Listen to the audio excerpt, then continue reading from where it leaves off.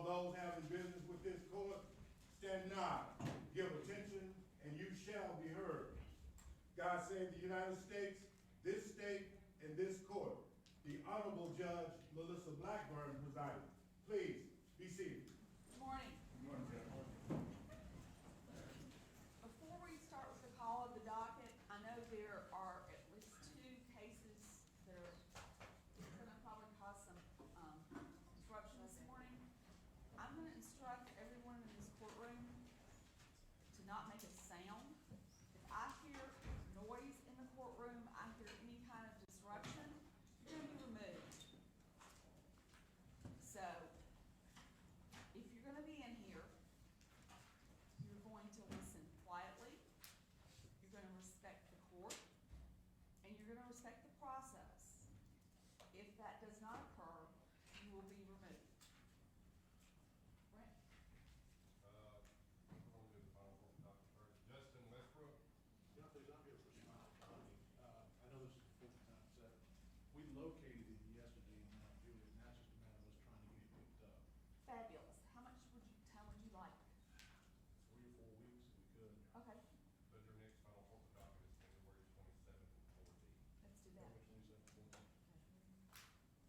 Shelby, I have one other matter, if I can do it real quick. Yes, you can. I've got a read order online, trying to get this man, the neurosurgeon to get a CT scan, he's scheduled for brain surgery next week.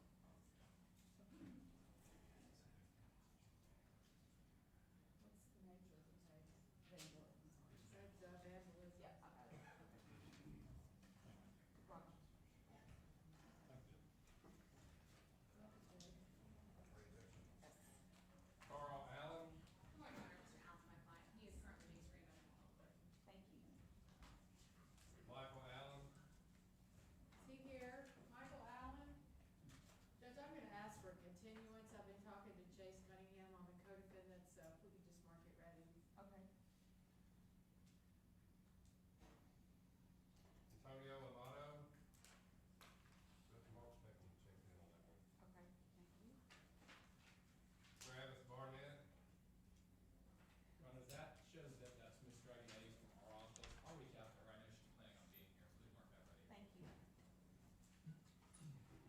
Is that from yesterday? Yes, ma'am. Okay. Danielle Blackman. Judge, if we could have 213, please, no subpoenas. Okay, And Nick Kruger, get check in on that. thank you. John Bransford.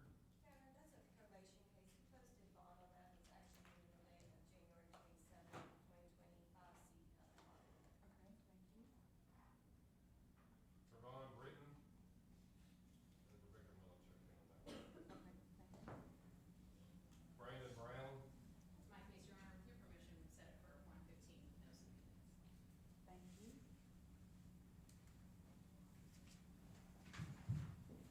Jeremy Brown. Good morning, Your Honor. I represent Mr. Brown. If we can mark that tentatively ready, please. Thank you, Mr. Barry.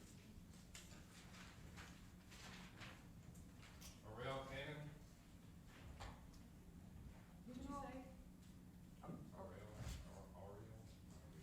Cannon, Oh, Mr. Cannon.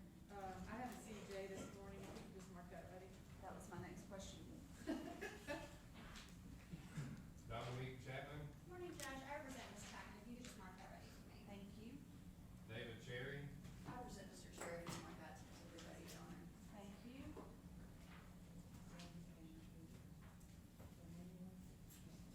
Holt Caller. I represent Mr. Colbert. If we can mark that ready, Your Honor. He's currently up at 4 feet on a 905. Thank you. Zachary Daniel. Kevin, that's a probation case. I'm just waiting on approval of class. Okay, James Dara. Kevin, that's a probation case set to terminate today. okay, terminated. Deshaun Epps. Judge, if you could nolly that, please. Okay.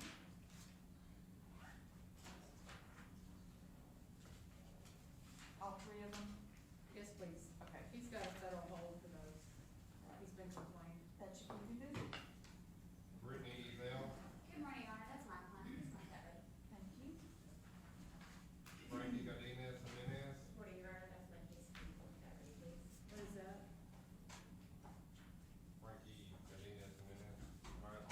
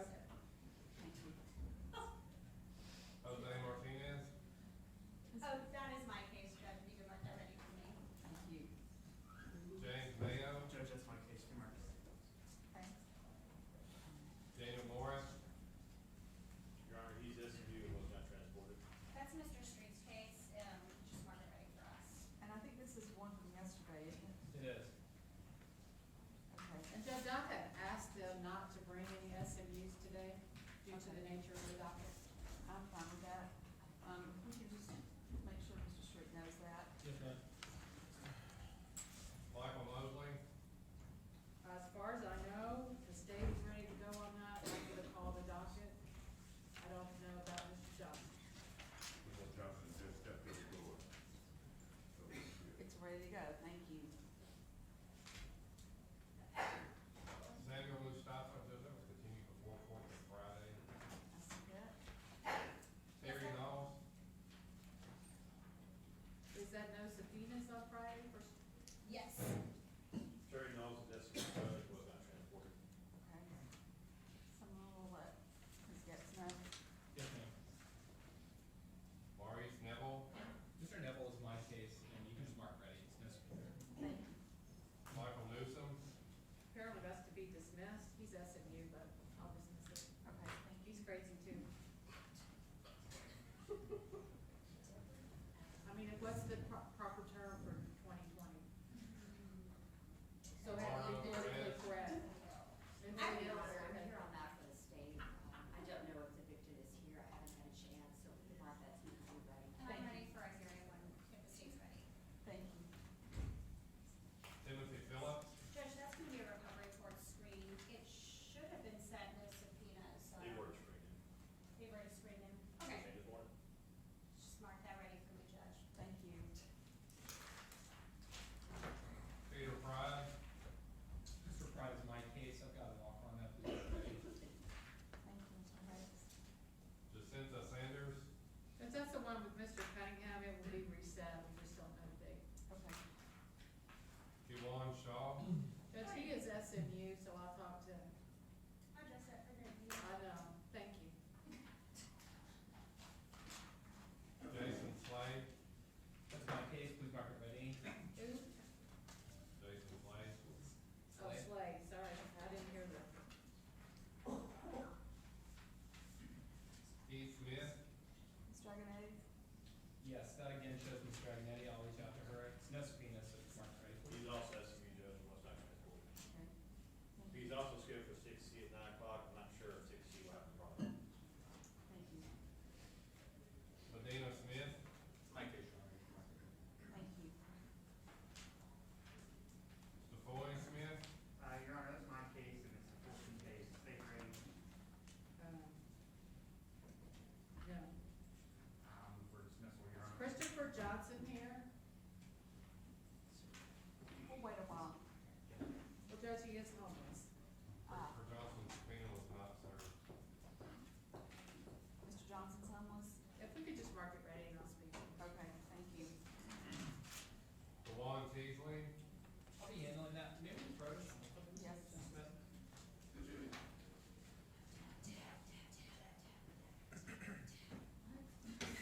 General Smith? I don't like blocking out like this, Good summons. I was just thinking about the same thing.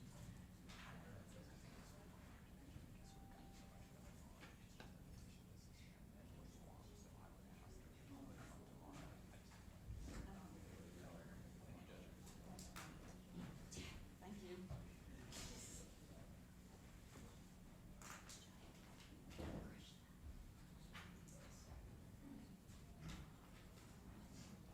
Joshua Ward, Judge, can we mark that ready, please? Yes. That's Mr. Street's case, please mark that. Okay.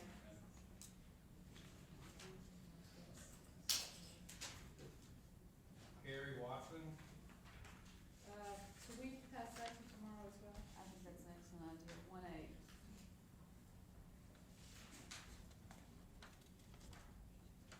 Carl Williams, Judge, I present Mr. Williams, you just mark that ready. Your Honor, he's SMU, was not transported. Okay. Maxie Wilson, I represent Mr. Wilson, if you can mark that ready, please. Thank you. Jason Wyatt. I presume Mr., That was going to the 14th. okay, thank you. Okay, that concludes the first call of the docket. If you thought you had something on the docket, did not hear your name called, see Brent at this brief recess, and I'm ready for the first case.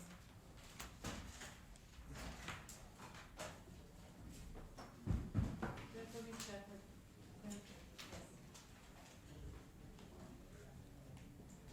Yes.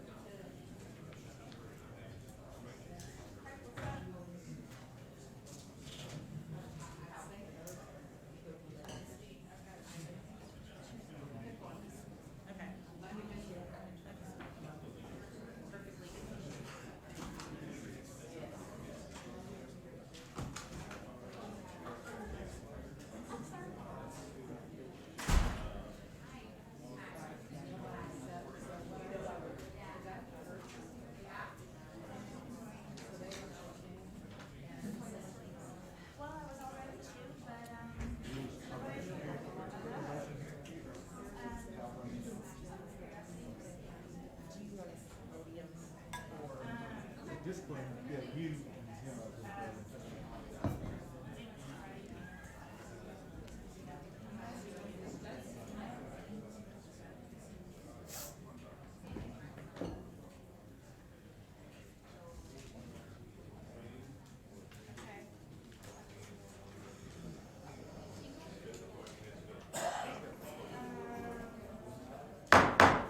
Quiet, please.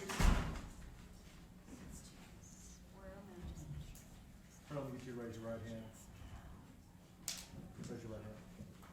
Testimony that you're about to give, you swear to tell the whole truth and nothing but the truth, so help you God. Yes, I do. You may lower your hand. Your Honor, I have 3 CVs in my hand right now. I'd like to start with the first one. On September 7th, 2018, defendant Frankie Jimenez was convicted under the influence of driving under the influence, pardon me. 11 months, 29 days suspended, 11 months, 29 days supervised probation. It was restarted on March 18, 19. Alcohol safety course, victim impact panel, community service work, must report for all scheduled drug screens, probation fees, court costs, and no new arrests. Defendant failed to report for scheduled drug screens at Adderhill on March 22nd, March 25th, March 29th, April 18th, April 23rd, April 27th, April 29th, all in 2019, and tested positive for THC cocaine on April 12th, 2019. On my amended violation, I have that the defendant was rearrested on November 20th, 2019 on GS 905419, drug paraphernalia, GS 905420, possession of cash or exchange, and GS 905421, possession with intent of controlled substance. My final amended violation, the defendant failed to appear for scheduled court appearance on December 31st, 2019. I have a question on that. Ms. Briggs? Mr. Velasquez, has Mr. Godinez done anything to be compliant with his probation? No, Your Honor, I don't have any paperwork from him regarding the alcohol safety course or victim impact panel. Have you been able to contact him by phone? I have not contacted his references, and I spoke to him just a number of times, but the last few contacts were just with his references that I had by him. When was the last contact you had with him? April 18, 2019, called the defendant to remind him to call daily to Everhealth, and there was no answer. So when did you actually talk to him last? Last time, April 10th, called the defendant, mentioned to him that he had not called Everhealth that week. Also, I told him that he was not scheduled that day, so that was the last contact that I had on April 10th, 2019. And after that date, did you try to make contact with him, but you weren't successful, correct? Correct.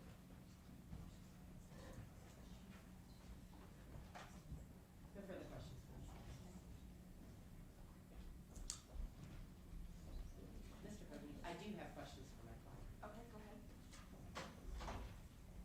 Mr. Godinez, Jimenez, you heard Mr. Velasquez's testimony regarding your conviction in 2018 of DUI, and you were put on probation for 11 months and 29 days.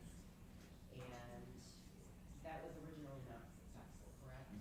And why was that not successful at that time? Me not communicating with my probation officer. That was at this time I had 2 jobs going on, and I would not. By the time I would get a chance to give him a call back, he wasn't in his office no more. And this last time I wasn't able to communicate with him because I got a whole change of number and I changed. Give me just a second. And when your probation was restarted in March of 2019, what happened then? Did you remain in the state of Tennessee, or did you have to move? I was down in Texas. Why did you have to move to Texas? I was down there for family. My mom, but she was going through surgery. So you moved to Texas to be with family? I stayed down there for like 5 months. But you never during that time picked up the phone and called your probation officer, did you? Ma'am? You never during that time picked up the phone and called your probation officer? No, at this time I didn't have his number in my phone no more, or like I had called a new number because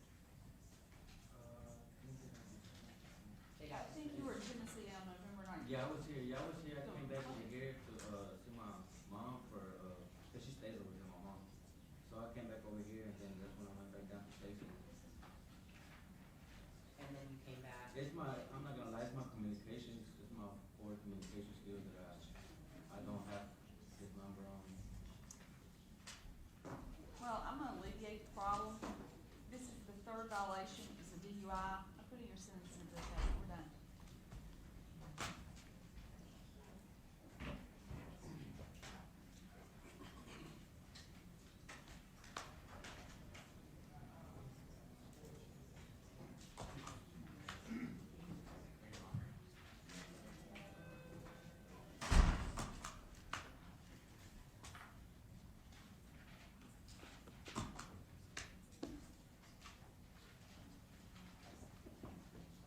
Judge, I have a binder for the ready on Mr. Mayo. Okay.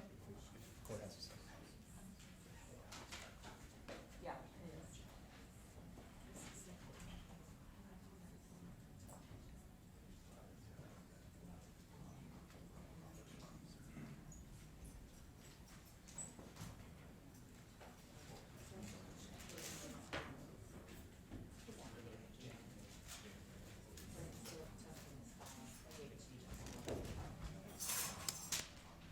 I need to get a copy of it, I'm sorry.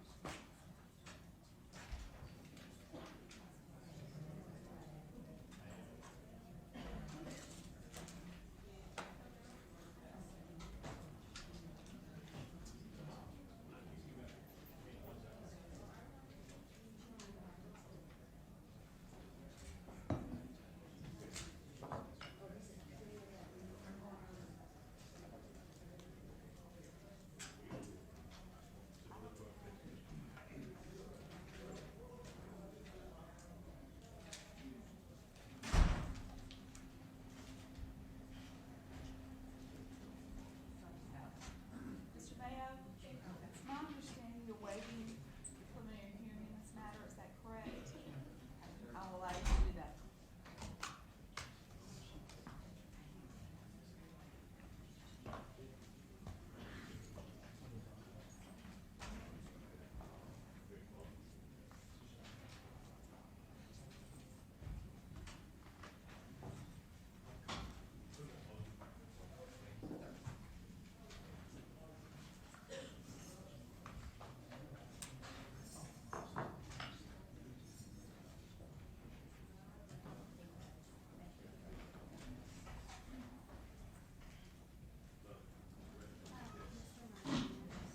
Everyone involved in the Moseley case, please step forward.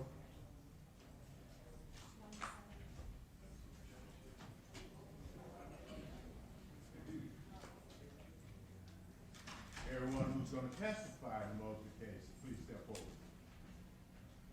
Give us just 1 second. Okay.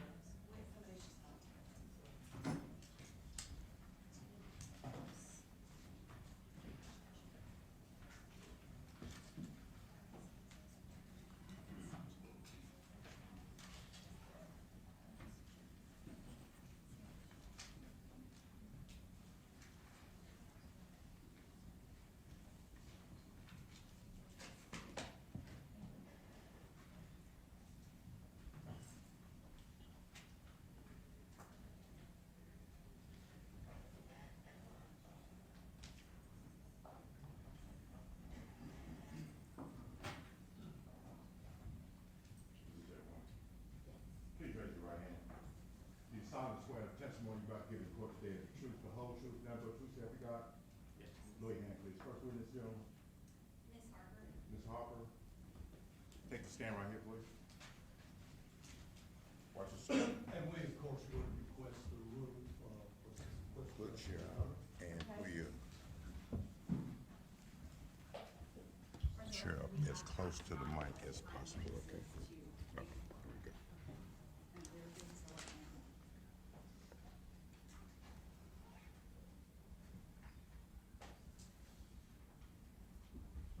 Is Your Honor ready for the record? Yes. Your Honor, for the record, this is the State of Tennessee versus Michael Mosley, warrant numbers GS 908, 206, 207, 208. Today is January 7th, 2020. The Honorable Judge Melissa Blackburn presiding. For the State of Tennessee, Jan Norman, and myself, Amy Hunter. For the defense, Justin Johnson. Your Honor, as a preliminary matter, the state has already spoken with several members of the media for privacy concerns to ask that witnesses only be referred to by the names that we use here in court with them today. And then also to blur any images or divert the facial images of any civilian witness who is testifying. And the state would just ask if Your Honor would make that order. I will. So I'm requesting that you blur the images of the civilian witnesses. The three of you that are sitting there or standing, and refer to them in any manner by the name that's being used here in court. As to this witness, it's Ms. Harper. Yes, Your Honor. And that is the only name that's to be used to reference this witness. And Your Honor, if we could ask that people who are not associated with this case in any way, who's a non-attorney, somebody who may be here just on any other case, if we could ask that they be asked to leave the courtroom. Okay. And if I might speak to that, I've spoken to General Hunter, and I had told her exactly what I was going to tell the court, that I always have a problem anytime the public is excluded from a public setting, but that I would leave that up to the court's discretion. Well, when it is a witness that is dealing with a sensitive subject, I have been known to clear the entire courtroom. Since General Hunter is not requesting I clear the entire courtroom, she's only requesting that I remove anyone from the courtroom that does not have a direct interest in this case, that is not a non-attorney and a civilian. So if you are here for another matter other than the Moseley matter and do not have a direct interest in it, I'm gonna ask for this case, for this specific hearing, that you please leave the courtroom. Thank you. You can wait outside, and as soon as we're done with this hearing, we'll bring you back into the courtroom. Okay. Ms. Harper.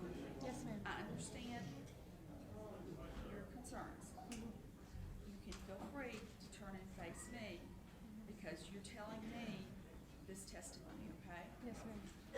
Mr. Hart, would you please get her a bottle of water? Sure. And just hold on just a second, let's get everybody that wants to leave out.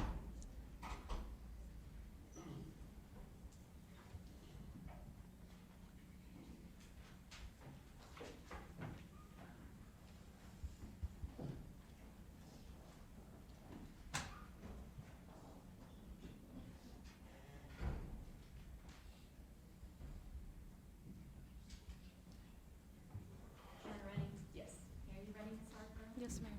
Okay, is your name Ms. Harper? Yes, ma'am. Do you spell your last name Harper? Yes, ma'am. Do you know the defendant in this case, Michael Mosley? Yes, I do.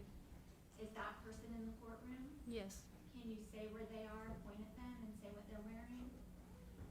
He's in an orange jumpsuit to the right of you. Your Honor, may the record reflect that she has identified the defendant, Michael Mosley. Yes. Okay, and Ms. Harper, I'm gonna ask you Hold to on one speak up second. just a little bit.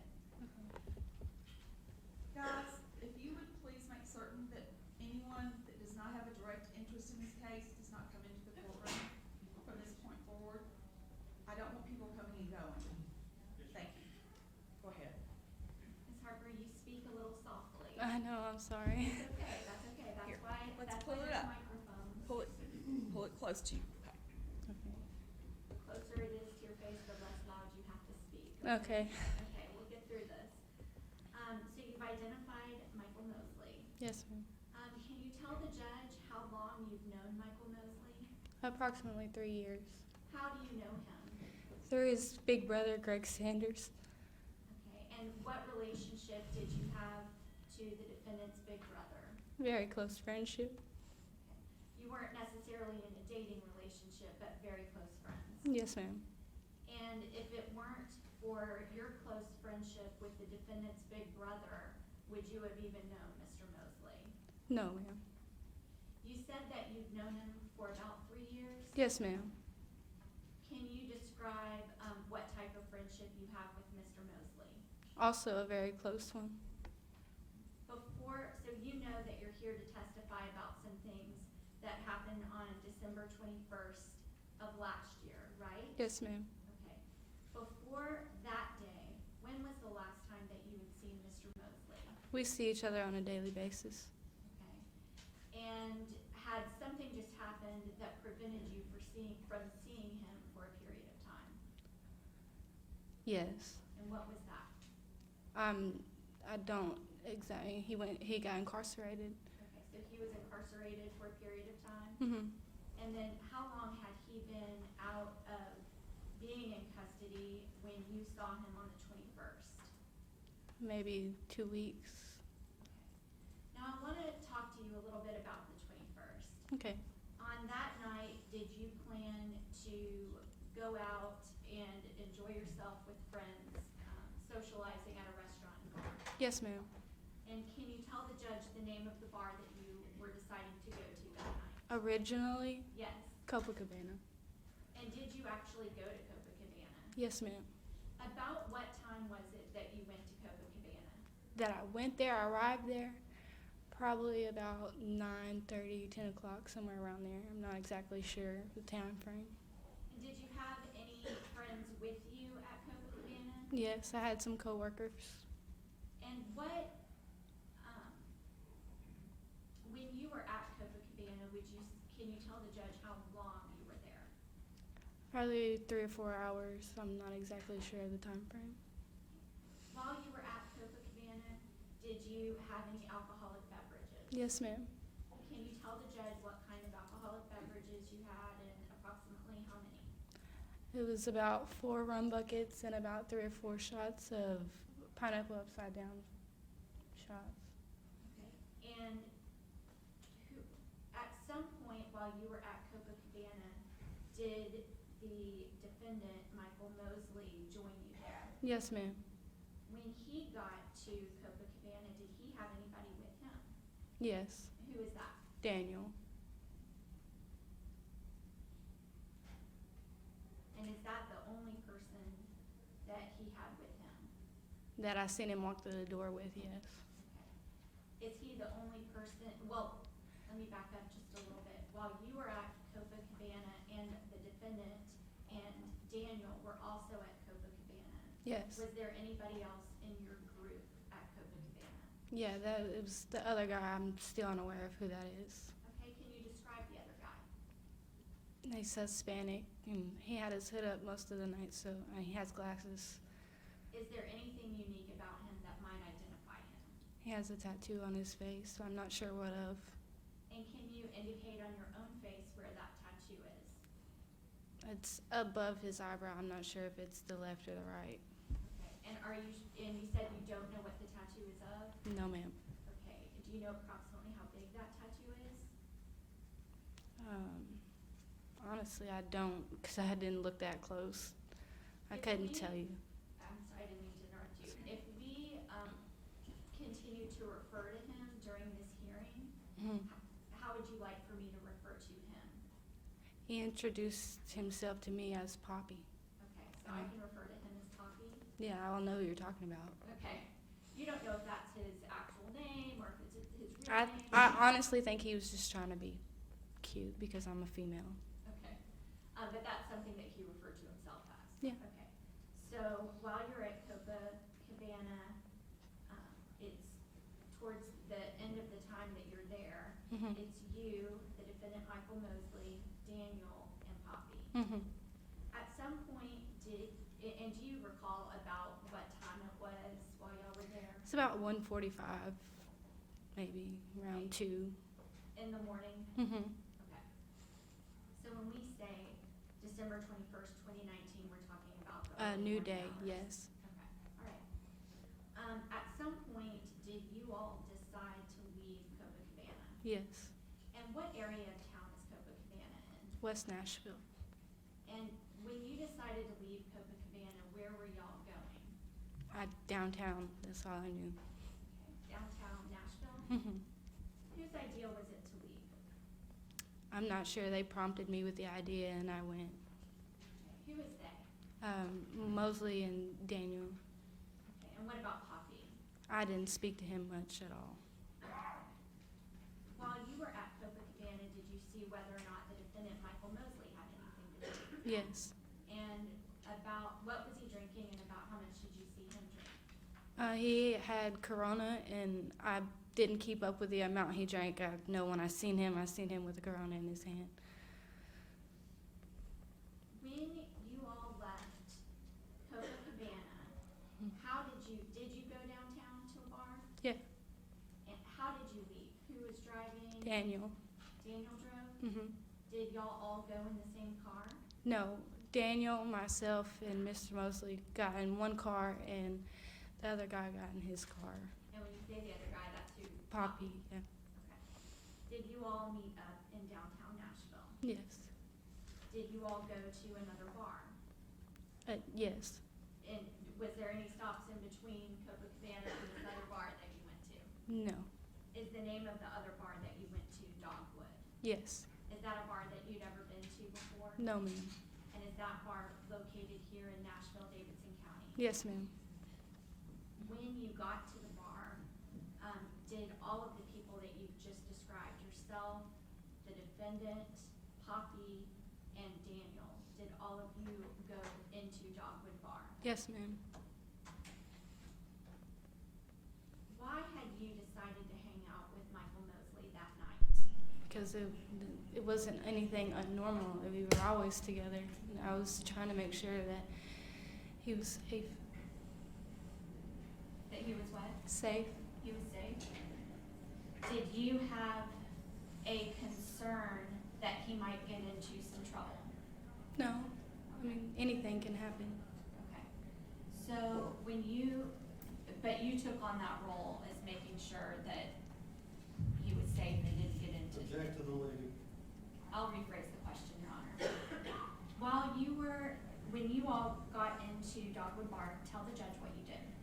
We went to the bar area and ordered some drinks and just kind of mingled around. Did you know why it was decided to go to Dogwood Bar? Not originally. Did you eventually find out? Yes. Can you tell the judge why y'all went to that bar? The guy referred to Poppy had some type of drug that he was trying to sell. I'm not exactly sure what it was. Okay. So you knew that Poppy wanted to sell some drugs, and y'all went to this other bar in order to do that. Eventually. Your Honor, I'm just rephrasing her question and making sure I understand what she said. I'll overrule the objection. Proceed. Not at first, but originally when I had already gotten to the bar and all the mingling and reaching out started, I was curious as to why, and I asked, and I was told. Okay. And did you see anybody who was in your group participate in going and trying to sell these drugs? Yes. Who did you see participate in going to try to sell the drugs? Poppy, and I seen Mr. Mosley on his phone with him. And tell the judge what you mean by that. What did you see Mr. Mosley do That he was mingling, talking to people, seeing, I guess, if they needed anything. I wasn't there. I wasn't right on him when he was talking to these people, so I'm not exactly sure what he said to them, but he was talking to a number of different people. So you understood after you got there, after you were already at the bar, you understood that that's one of the reasons why you were there, Mm-hmm. and you saw Mr. Mosley doing things that are consistent with that? Yeah. Okay. You said that he was going around and seeing if people needed something. I mean, yeah, he's social. He talks to people anyways, but I'm sure that was mentioned.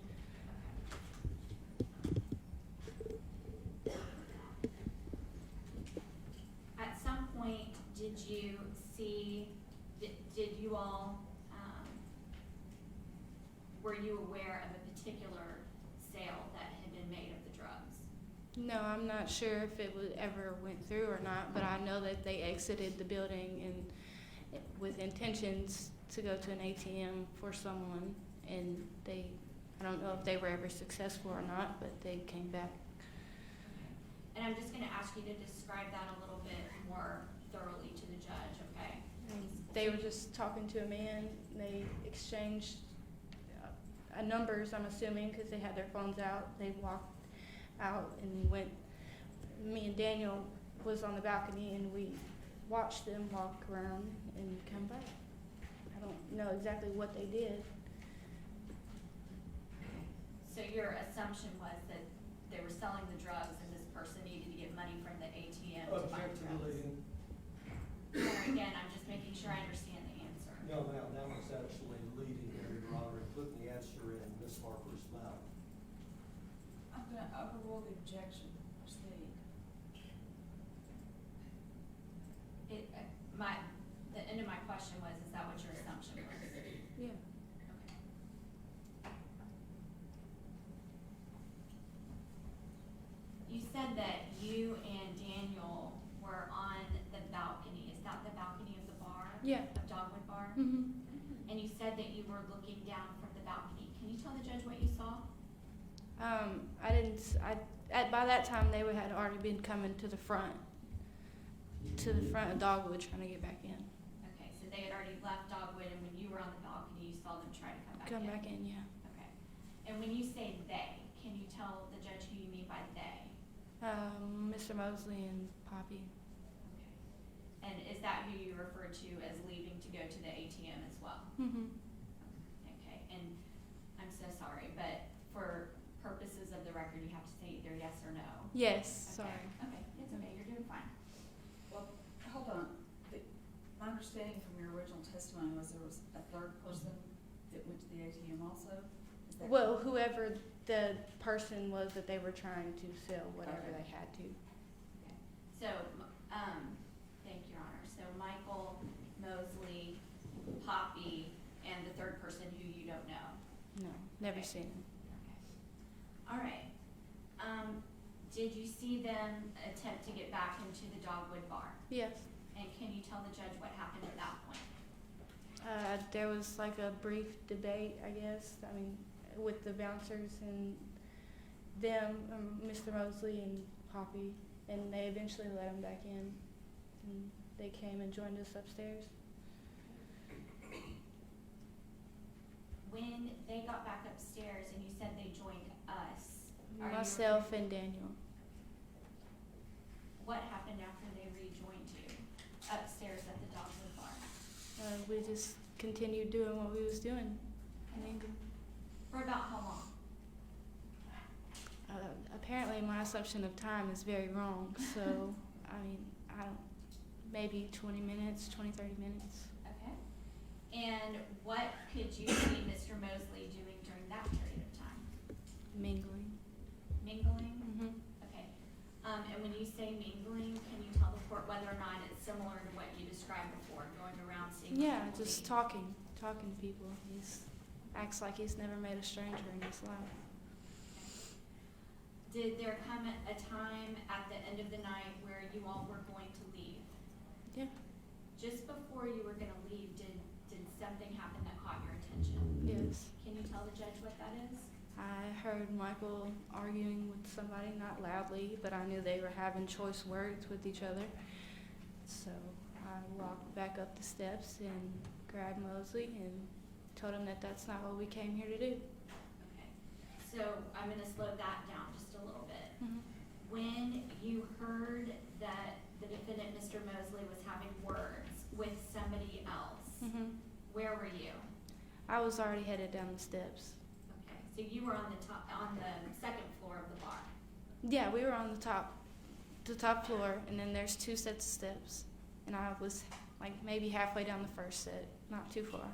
And you heard that he was saying something with somebody else. Well, yeah, I heard, a guy said something about his girlfriend, and, I didn't want it to escalate any further, so I went up there and got it.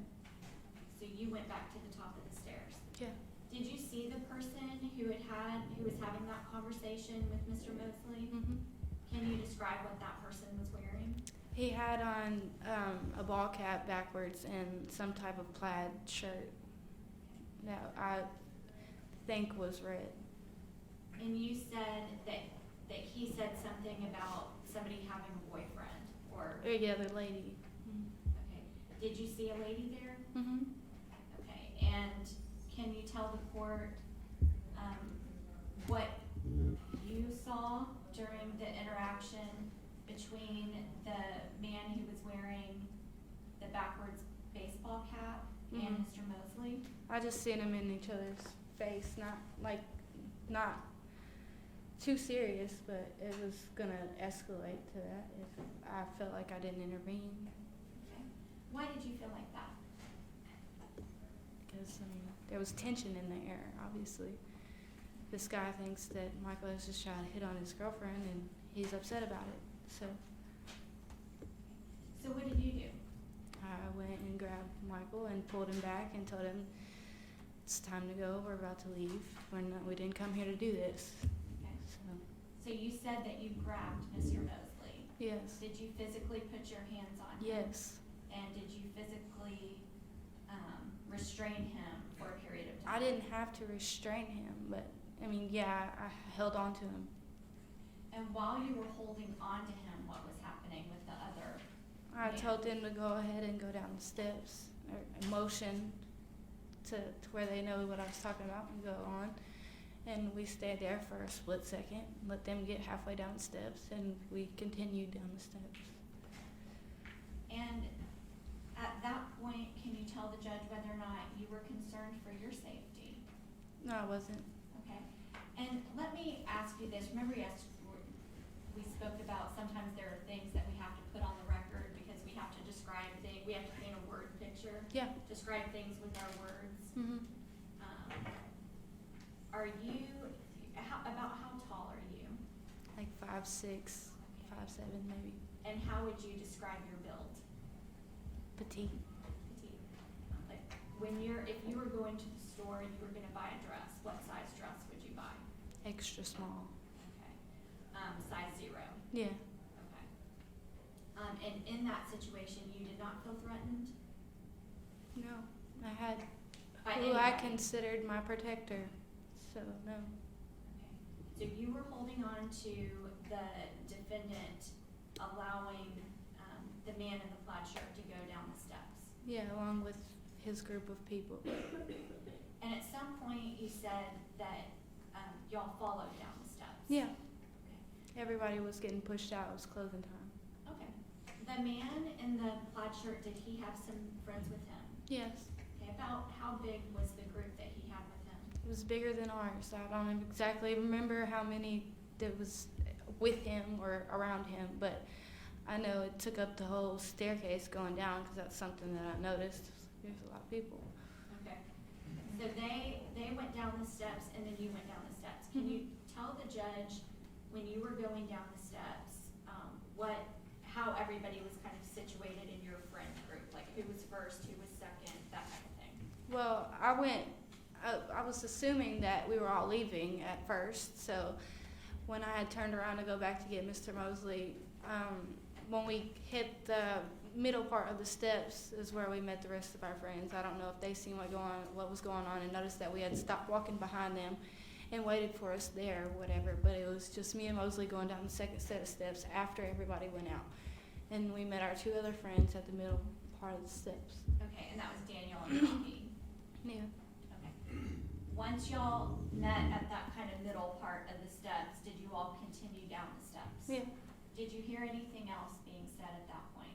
I mean, I just kept hearing the guy talking about, it's disrespectful, it's my girlfriend, carrying on about that.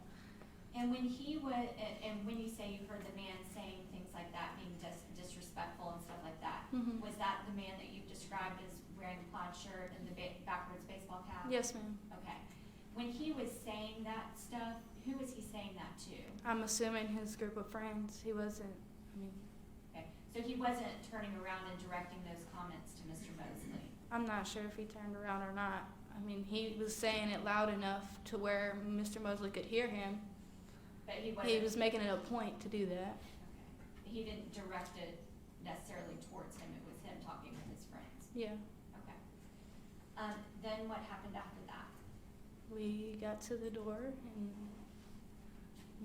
things escalated. Okay.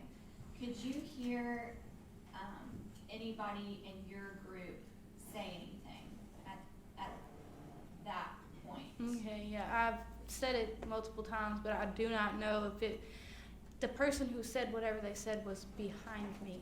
So there's no way I can sit here and tell you, yeah, they were from my group. Okay. What did you hear being said? It's gonna be a fight. We're gonna fight them. We're gonna fight him. I mean, Yeah, something to that extent. I don't know the exact words. Okay. And the people who were closest to you at the time, when you heard that being said, was who? Who I could see. Who was closest to you at the time that you heard somebody say? There was Mr. Mosley right here, and then there was the guy in the cab right in front of me. Okay. And was there anybody else from your group? I near couldn't you? see them. I was focused on him. Okay. The voice that you heard say, "We're gonna fight him," you indicated with your left hand that Mhm. they were like to your side or behind you. Yeah. Mhm. Okay.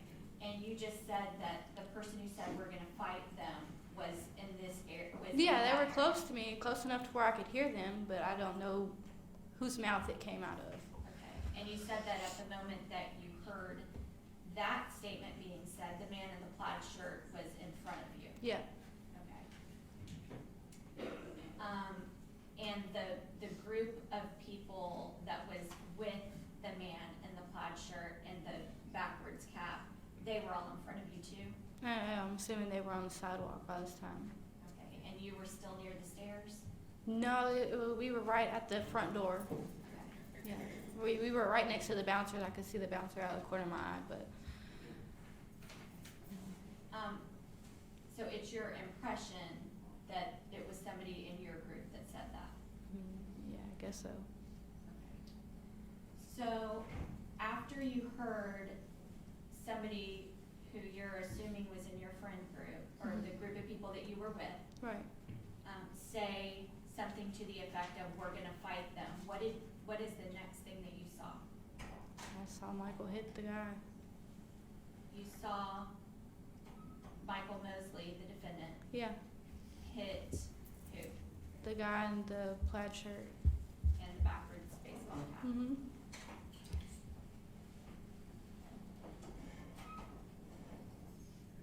Who was the person who hit anybody first?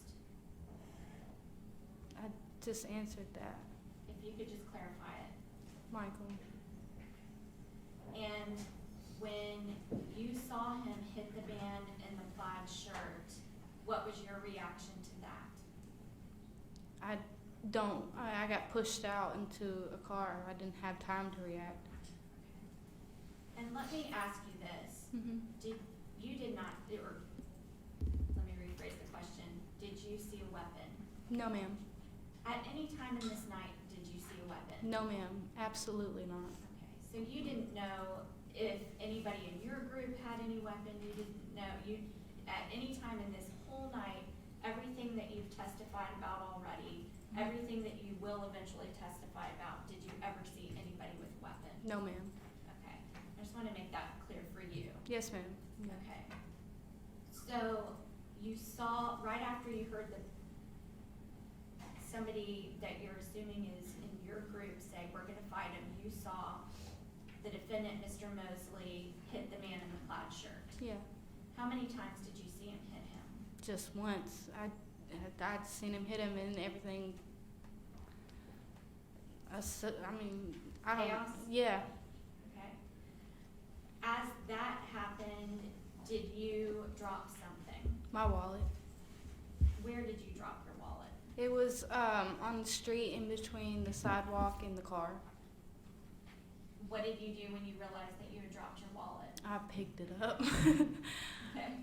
That had your money in it, Uh-huh. and your ID, And my phone. and your phone. Yeah. Okay, so you took care of that situation, picked Yeah. that up, and then what did you do? I heard Michael, and I followed his voice, and I went around the car, and I seen him with a group of people fighting. And let me back up really quickly. Before you saw Michael Mosley hit the man in the plaid shirt and the backwards baseball cap, Mhm. did you hear that man say anything to Michael Mosley in between the time that you heard "we're gonna fight him" and the time that he was hit?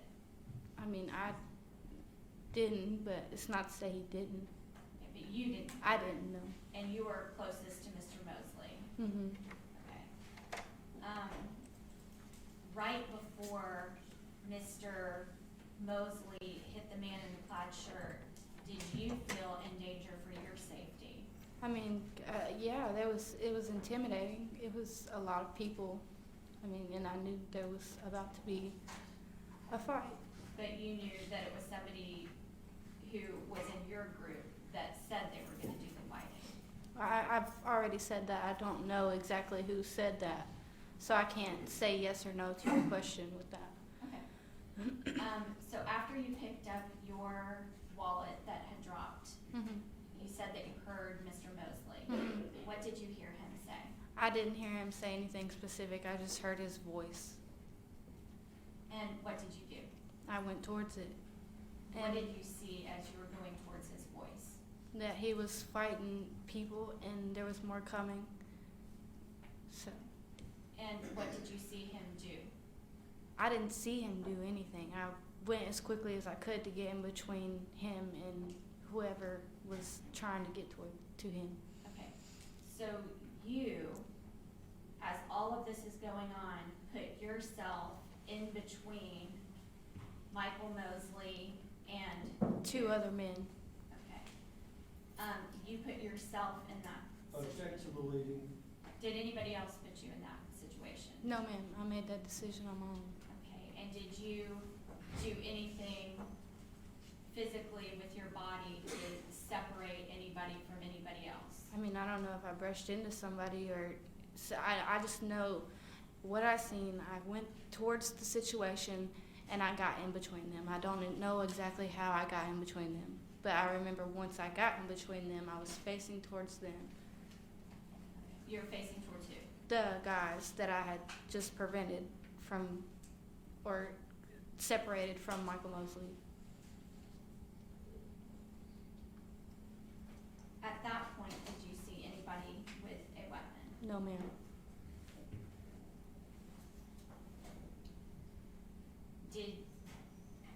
What did you see Michael Mosley do at that point, after you've put yourself in between the situation? He was walking towards the car. And what did you do? I walked towards the car with him, and I tried to prevent them from following us. What did I you say? Just it's over. Like we're done. We're trying to go home. Like y'all need to go back over there. Did you know, and at that point, did you see any weapon or anything like that? No, ma'am. Did you know the extent of anybody's injuries at that moment? Absolutely not. What did you think had happened when y'all were walking away? It's just a fight. When you were walking away, who all was with you? Our group, Michael Mosley, Daniel, and the other guy, Poppy. And you? Yeah. Did you all get into any vehicles? Yeah, we got into Daniel's vehicle. Who all got into Daniel's vehicle? Originally, it was me, Michael, and Daniel. And then what happened? I don't know what happened, but Michael got out of the car and went to the car behind us. Okay, and do you know who had the car behind you? Poppy. When he got out of the car, when Michael Mosley got into that car, what position, where in the car did he get? Daniel's car or Poppy's In Daniel's car? The front passenger seat. Okay, and where did you sit? Behind Daniel and behind the driver's seat. Okay, and then you said you saw Michael Mosley get out of that car? Yeah. Okay, and once he got out of the car, what did you do? Eventually I got over into the passenger seat. But did you open any doors in order to do that? I don't recall. Okay, do you think you just climbed over? Mhm. Okay, Yeah, I know I didn't get back out of the car. No. okay, so you just climbed over, got in the front seat? Yeah. And you said that Michael Mosley got into Poppy's car? Yeah. And what kind of car was that? It was black. I'm not great with models. I couldn't tell you. And do you know where they went? No.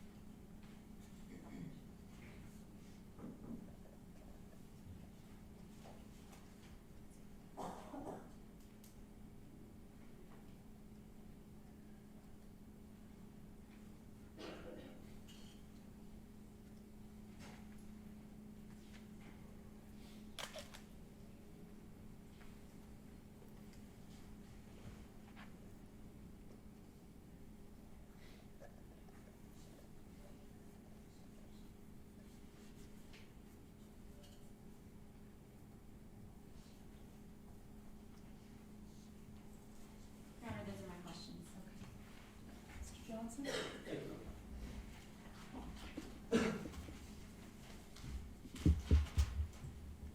Ms. Harper, I'm Justin Johnson. I represent Mr. Mosley. And I had actually called you up at one time and had identified myself as Mr. Mosley's attorney. Is that correct? Yes, sir. And did you agree to talk to me over the phone and then come to my office at that time? Yes, sir. And did I tell you to always tell the truth? Yes, sir. Are you telling the truth today? Yes, sir. Okay, but there's more than that to the story, and I'd like to go into part of it. Now, you were at Copacabana, is that correct? Yes, sir. And Mr. Moseley was not there. He did not arrive with you, correct? No, sir. And about what time do you think he came in? Hard to say. It was later, because I remember ragging on him for not being there. Okay, he was supposed to meet you, and he came in a little later. Mhm. And when he was at the Copacabana, you said that he had a Corona. Mhm. Do you know how many Coronas he might have had? I do not. He was not around me at all times, so I mean, I was enjoying myself. I was not keeping tabs on him. And he was not drinking enough beer fast or anything like that? No, he wasn't was doing anything extravagant, no. And there was no problem at the Copacabana, is that correct? Yes, sir. And when you say yes, sir? Yeah, there was no problems. Not, okay. And you all left the Copacabana. You were driving, correct? No, I was not driving. Who was driving? Daniel. Mr. Seville? Yeah. Sevilla, okay. Mr. Johnson? But, My understanding is, Ms. General Hunter, correct me if I'm wrong, we're only referring to Daniel as Daniel. That's correct. oh, I'm sorry, Your Honor. I'm gonna remind you all if you slip. And we had talked, and I was supposed to refer to some people not by the first name, and so, no problem. Your Honor, for purposes of the media, can we ask that they not use that in their reporting if they are Yes. going to report about this? That the media will only refer to Daniel by his first name? Yes, Thank you, Your Honor. And please. if I might answer it in regard to that, not that defense has let something slip out, he's listed as a witness for this hearing, Your Honor. So it's, anyone opens the file, they see that. I shall continue. So, when you all got to, was Mr. Moseley, in your opinion, intoxicated when you all left the Copacabana? Not extremely, no. He was able to walk and talk himself. He was Did okay. you tell me that you thought that if he had been driving, he was sober enough to drive? Yeah. Okay. And when you all got to the Copacabana, you had said somewhere around 1:45 to 2, Mhm. and last call is at approximately 10 to 3, is that correct? Yeah, Somewhere around in there. that vicinity? Mhm. So you all were there maybe an hour? Well, I was there prior to him I'm being sorry, there. when I said the Copacabana, I meant the Dogwood. When you all Oh. arrived at the Dogwood, approximately 1:45 in the morning. is I that mean, right? we left Copa's around 1:45, so however long the commute is, I mean, it was close to closing time. We had time to order one drink and hang out for about 30-45 minutes, yeah. Okay, so, Mr. Moseley, you saw him there have one beer, Yeah. one Corona. Mhm. Okay, and that was prior to you all leaving. Mhm. Mr. Johnson, stop for just a second. Ms. Harper, I'm gonna have to ask you, instead of doing, Okay, yes, You ma'am. have to I'm say sorry, yes it's or a no. habit. thank you. Thank you. And you said you've known Mr. Moseley for quite some time, is that correct? Yes, sir.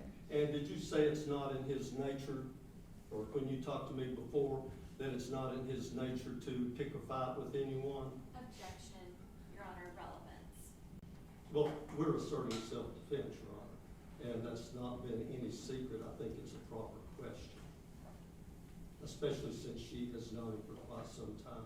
But if the court feels that there's a problem there, then I'll withdraw that question. Well, based on the motion that you have put in the file, that makes it relevant, because you're requesting me to reduce the bond. And in order to reduce the bond, I've got to look at his record, Okay. and that makes that very relevant. However, based on this, I will withdraw that question. When you all, that night, Copacabana, over to the time you all got to the Dogwood, Was Mr. Mosley in a good mood? Yeah, he was in a great mood. Did he have a reason to be in a good mood? Yes, he did. We were celebrating the success of a franchise. Even though he had gotten out of jail short time before, he had been able to acquire a building, home office, or office cleaning franchise. Is that correct? Mm-hmm. And yes or no? Yes, ma'am. Oh, Sorry, okay. sir. And was he to be able to acquire that franchise the next day or the next couple of days? Yeah, I mean, he was accepted for it. If that was not a good question. Yeah. He knew that he had the franchise, correct? You're right. And you all were out doing some celebration of that. Yes, sir. Okay. And when you all were there, first, you said you never saw a weapon on Mr. Mosley at all. No, sir. And you never saw any drugs on Mr. Mosley, No, sir. correct? Mm-mm. You did not see Mr. Mosley sell any drugs, is that correct? Not directly, no. Okay. Did you ever see the fourth person sell any drugs, actually a hand-to-hand? No, sir. Now, when they left at one time, there's an ATM that's just a few yards from the Dogwood bar, correct? Yeah, so I've heard, yeah. Okay. And Mr. Mosley walked with the fourth person down there, is that correct? Yes, sir. And was it the fourth person that was trying to get some money out of the ATM? I don't know. Okay. I think it may have been the potential buyer. Okay, you saw someone else with them then? Mm-hmm. Okay, and was Mr. Mosley interacting with that third person? Not extensively, but yeah. Okay, or was the fourth person, was that person doing more of the interaction with the person Yeah. at the ATM? Yeah, Mosley kind of just handed it over. Like, Okay. hey, he might want something, so, hey. Well, he was letting them know that they could Yeah, get something if they wanted it Right. through the fourth person. right. But again, you said he did not have any No. drugs on him. No. Now, did you ever see the fourth person talking to any of the people in the group that was with the BGA people? No. Okay. Now, only there a short time. Mm-hmm. Did you just have one drink? Yeah, we only Okay. had time to order.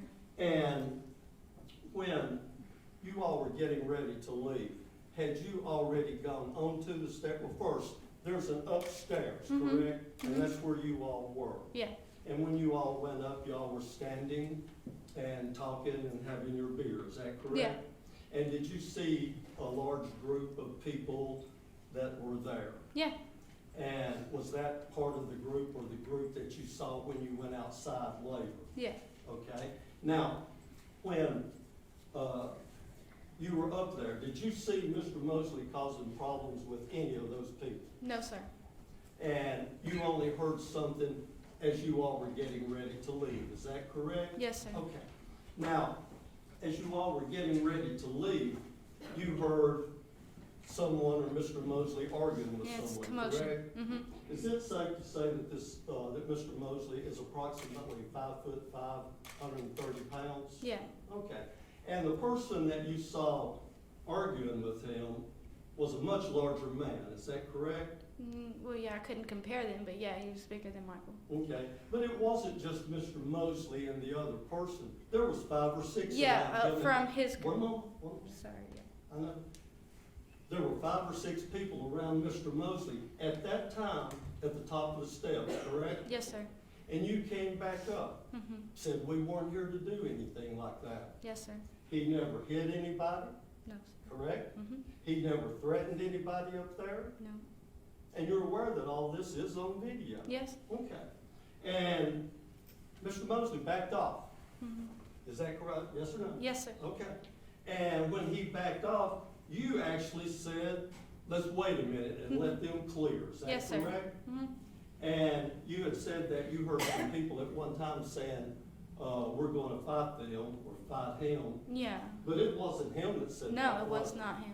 And it wasn't Daniel that said it. I mean, I don't assume that it was Daniel, but like I said, he was Okay. behind me. I couldn't tell But who. some of this group was still behind you all, is that There right? was multiple people behind us. It was the rest of the bar clearing out. It wasn't, our group was not the last group that came out, no.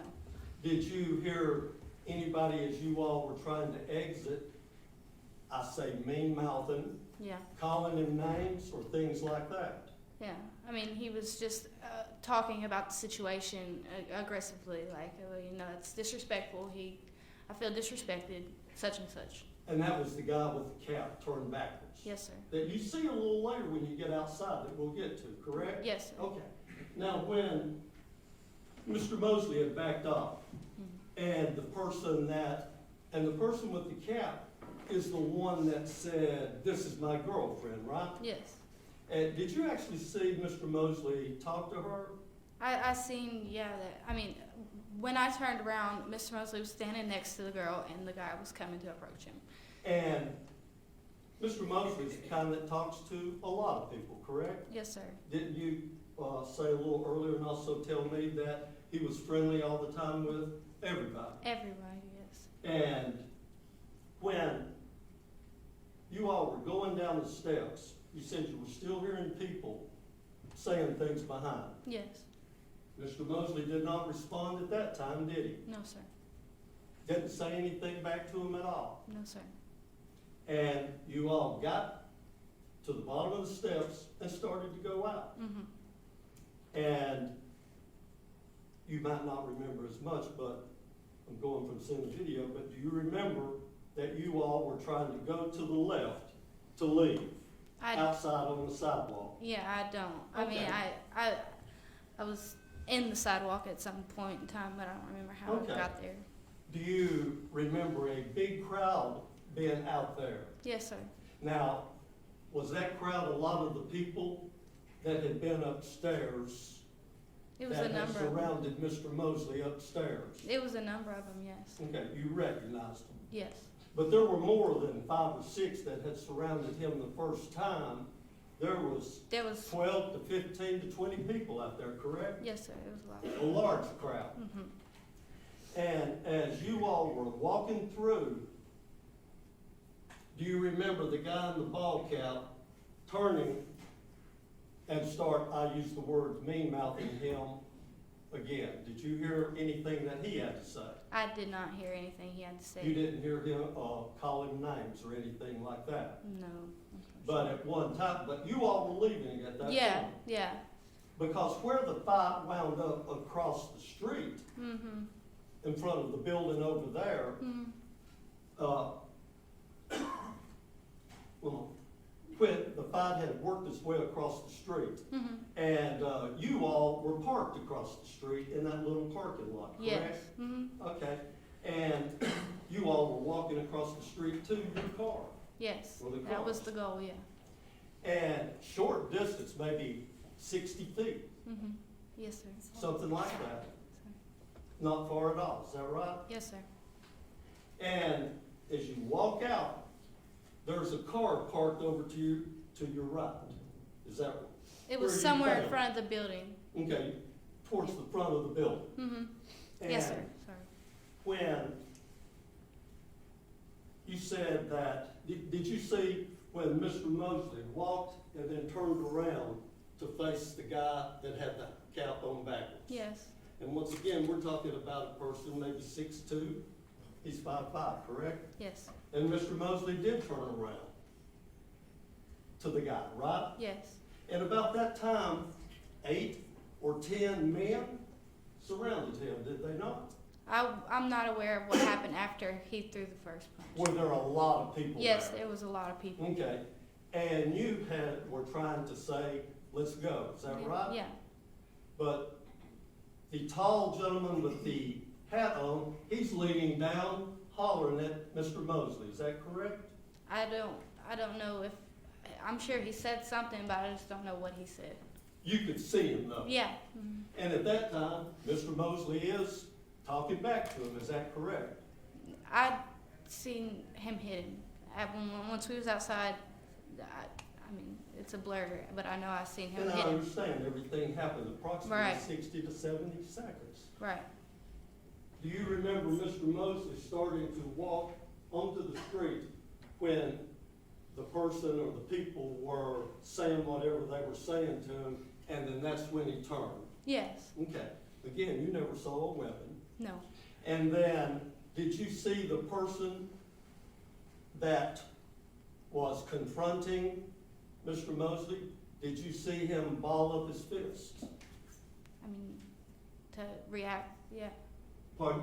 to react to what Yes, had, yes, yeah, if the person in front of Michael, yeah. before Michael threw a punch, did you see the big guy ball up his fist? Objection, Your Honor, she's already answered that no, it was after I thought she said yes. No, I didn't see, no. Okay. Stop. You're not gonna talk over her, she's not gonna talk over you. And you're gonna let me rule on General Hunter's objection. I'm gonna sustain the objection. Mr. Johnson, be careful and don't mistake what she says. Wait for her to finish, so I hear exactly what she said, and we're not talking over each other. Yes, ma'am. Okay, go ahead. And I misunderstood you. But you did see them when they were face to face? Yes, yeah, And at that time, there were several other people, men, Yes. people around Mr. Mosley, is that correct? yes, And is that when Mr. Mosley, you said you saw him hit him one time? yeah, that's all I had time to see, yeah. And at that point, a number of men jumped and started hitting Mr. Mosley, correct? I cannot say that, but I mean, I know that's what happened eventually, because I was pushed out into the truck, and that's where I dropped my wallet. Okay. When Mr. Mosley hit the person that had confronted him, is that when the commotion Yeah, started yeah. that knocked you down? Yes, Do you know if you were pushed or shoved or hit? I mean, Knocked I'm down? sure I was shoved into the car, I hit it pretty hard. Okay. And did you have bruises the next day? No, I Okay. was sore. And you did give your statement voluntarily to the police? Yeah, Okay.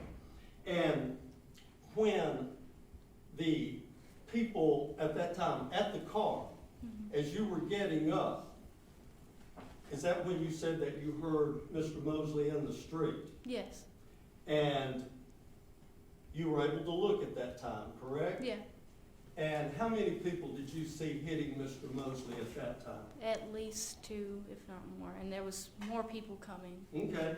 Did people keep coming over to where Mr. Mosley was? Yeah, the whole, there was a crowd of people. He was actually trying to work his way down the street and get away, wasn't he? My back was turned to him at that time. I was trying to keep the 2 other people away from him. Before we're across the street into that building.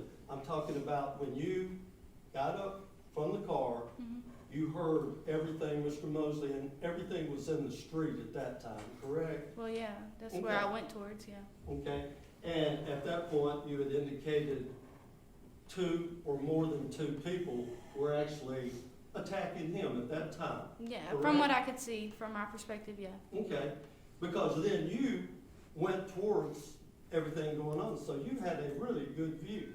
Well, yeah, I mean, but I wasn't looking at the situation. I was trying to get in between them so they couldn't harm him. Sure, you were trying to stop everything. Yes, yeah. But more people kept coming, didn't they, Yeah. towards Mr. Mosley? I mean, yeah, my back was turned at that point, but I could, I knew what was gonna happen if I didn't try to diffuse the situation, yeah. And then the fight continued all the way, and here's where we get to, across the street. Mhm. And there's a building there, correct? Mhm. And maybe from the street, about 10 feet, 15 to where everything started happening there. Yes. And that's when I believe that you had said you went over and were hollering, and you said you had pulled 2 people away. Yeah. But there were still 3 that were on him, is that right? There was still more, yeah. Mm. And did you see more coming at him at that time? There was a group of people crowding around us. I don't know what their intentions were. And then you said something to the effect of, well, his first name, Mr. Mosley's first name, let's go, Yeah. correct? And even at that time, you had never seen a knife? No, Do you know if any of the other people had a knife? no, never seen Okay. anyone. And you all were walking away Mhm. Yes, sir. and to your car, or the car, which was 20, 30 feet from where all this was now going on, correct? Yes, sir. Okay, and when you all got to the car, before you did you see the guy with the baseball hat turned backwards still following you all? Yes, he was following me. I was actually talking to him.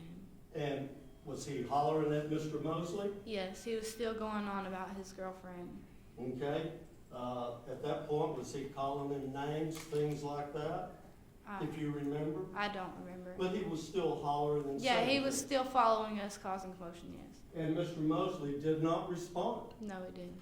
kept walking, Yes. trying to get away from that 12 to 15 men that were off and on attacking, correct? Yes. Okay.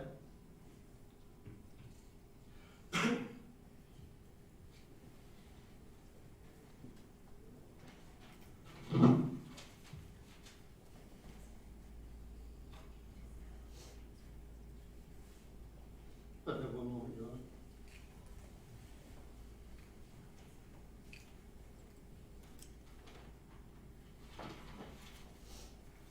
And when you said someone had said, we're going to fight him or them, it was not Mr. Mosley. No, because sir. you were beside him, No, wasn't he was diagonal from me. I could see him.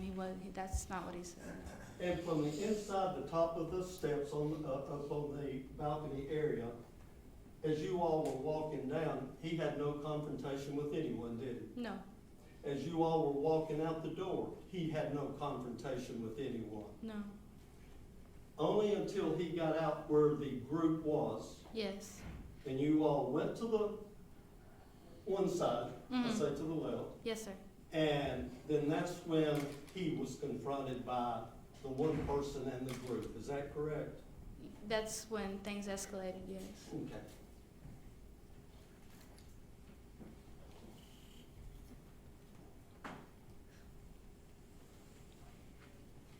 But no, one moment.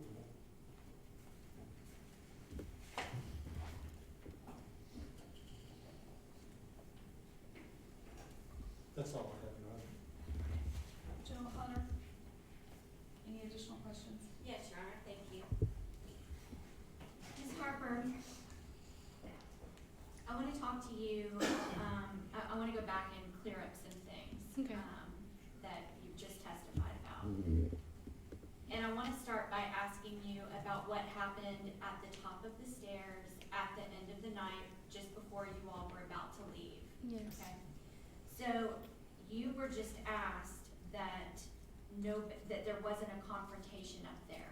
No, that didn't turn physical. I said it didn't turn physical. There was an altercation. A verbal. Yes, a Words. verbal altercation. And the words that were said by the man in the plaid shirt were not, I'm gonna hit you, I'm gonna fight you, or anything like that. No, they correct? were in each other's face. I'm not exactly sure what was said. I was halfway down the steps at that time, and I came back up. And that's when I didn't care what anybody was saying. I was trying to diffuse the situation. But what you actually heard was only something to the effect of, she has a boyfriend. She is my girlfriend, yeah. Get away from her, pretty much. Something like that, where a gentleman is coming to the aid, apparently, of a girl who he's wanting Objection to to get the away. leading. Is that what your impression was of that I conversation? object to the leading question, Your Honor. I'm gonna allow it, she's restating the testimony. Go ahead. Just to be clear, can you repeat the question? Yes, so what you heard, what you described as a verbal confrontation was a man asking another man to get away from a woman. Aggressively, yes. Okay, but not with a balled up fist, Not that I seen. not with a weapon. I mean, but they were in each other's face, so it was clear that there was tension and aggression And it- present on both parts. But it was words. Yeah, Okay. And in response to those words, you put your hands on Mr. Moseley and restrained him yeah. from going towards the other man, not the other way around. I mean, no, he wasn't lunging at him. I wasn't preventing him from doing anything. I was just trying to diffuse the situation before it got to that point. And you've described it before as you kind of holding him back. I mean, I was holding on to him, but he wasn't trying to get away from me. Okay. No. But the reason you were holding him back was to keep him from going down Object the to the stairs. leading, Your Honor. No, it was to prevent him from getting hit or him hitting somebody. I didn't know what was going to happen. I was trying to prevent it. I'm gonna overrule the objection. When you heard somebody say, "Let's fight," was it your assumption that it was Poppy who said that? No. Okay, have you said that to a detective before? I mean, I may have. I didn't know who it was, and I told him that too. I don't know who said it because I could not see him. Okay, but you can confidently say that the person who said let's fight was not the man in the red shirt. No, it wasn't Michael or the man in the red shirt. No. When you heard the man in the plaid shirt with the backwards hat talking, he was addressing his comments to his friends and not Mr. Moseley, correct? Yes, correct. But he was saying them loud enough to where Mr. Mosley could hear him. Mr. Johnson just referred to the man in the plaid shirt and the backwards hat as being 6'2". You don't have any knowledge of what his actual height I do was. not. No, that's true. I do not know how tall he is. I believe that your testimony was that he was just taller than Mr. Moseley. Yeah. Okay, but you Yeah. can't say that he was 6'2" taller. Well, than no, Mr. I don't. Moseley. Yeah.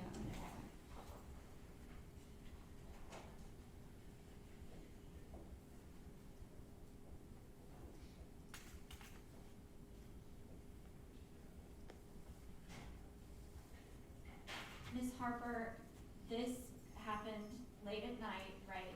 Mm-hmm. Yes, Um, yes, ma'am. When you weren't necessarily expecting to have to remember all this stuff, right? Right. Okay. And things happened really fast, is that right? Yes, ma'am. Okay. Do you think that you saw absolutely every single thing that happened out there that night? Absolutely not. My back was turned to on a lot of occasions. I didn't. There's no way that I could have kept up with everything that went on. And were there things going on that you didn't see while you were back picking up your pocketbook or your wallet that had fallen down? I mean, naturally, my face was in the ground. I mean, towards the ground. Right. So it's fair to say you could not have been in a position to be able Once to see. again, object to the leading. I can rephrase it, Your Honor. Please rephrase it. Were you in a position, Ms. Harper, to see things that were going on behind your back? No. Were you in a position to see everything that was going on when there were people in between you and other things that were going on? No. Okay. So when you say that you saw some people around Mr. Moseley, can you tell this judge that all of those people were people who were friends of the man in the red shirt? No, I can't, because I don't know that. I just know that there was more than one person on him at the time, and there was more coming. I do not know where all these people were coming from, and I do not know where they belonged, what group they were in, but they were coming towards the situation. Okay. And you testified that you saw Mr. Moseley throw a punch towards the man who was in the plaid shirt first. Yeah. Okay. And you said that you saw after you picked up your wallet and were going towards the sound of Mr. Moseley's voice. Mm-hmm. You said that there were Yes, ma'am. a number of people who were out there kind of in the street at that time. Is that right? Yes. Okay. And you don't know you can't testify about what exactly happened or what they may have been reacting to at No, that moment. I can't. I just know that they were going towards my friend.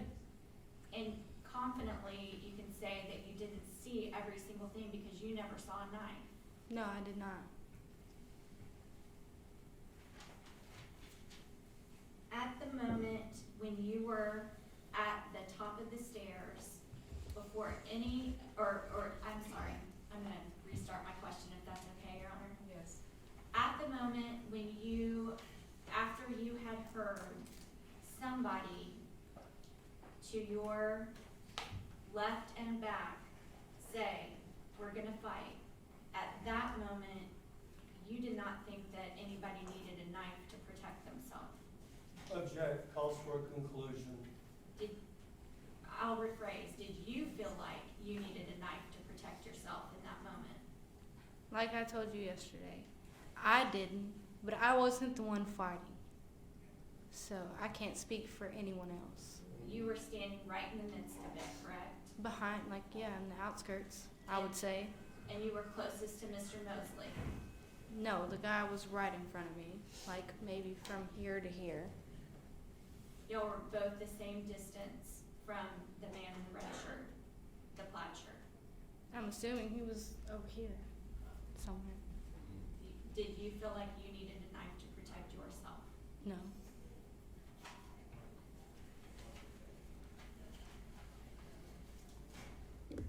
Those are my questions. Ms. Holder? Thank you. Next witness. I had a couple of questions for Lee, Okay, on have a this seat. in regard to what she had Have a seat. asked the question, Your Honor.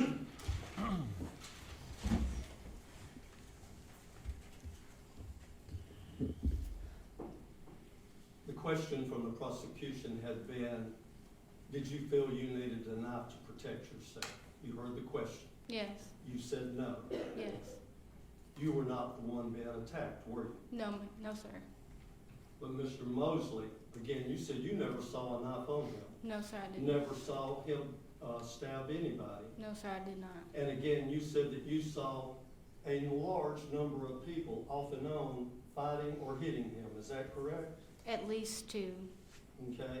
And across the street, there had been 5 at least. Is that right? When you said you pulled 2 away, and then there was 3 still fighting him approximately. Is that right? Yeah, there's a number of people. And then at the top of the stairs, when you were asked, were you having to pull Mr. Moseley away? You didn't have to pull him No, away, did you? no, he was not being forceful in any way. You had just said, we didn't come here for this, Yeah, I chose to keep my hands on him, yeah. and he complied, and you all stayed there Yes, because you wanted to stay there Yeah, to let and the let other the- people leave. right. But when those people left, they were waiting on Mr. Moseley outside, correct? Well, I mean, we went down the stairs a short time after them. And, I mean, it wasn't like 5 minutes or anything like that. It was, Okay, but they were still out front. yes. Thank you. Yeah, may step down. Next witness. You have a lot of witnesses coming in. Might I get a drink of water? and Yes, you follow? may. Thank you. Now go to this door. Yeah.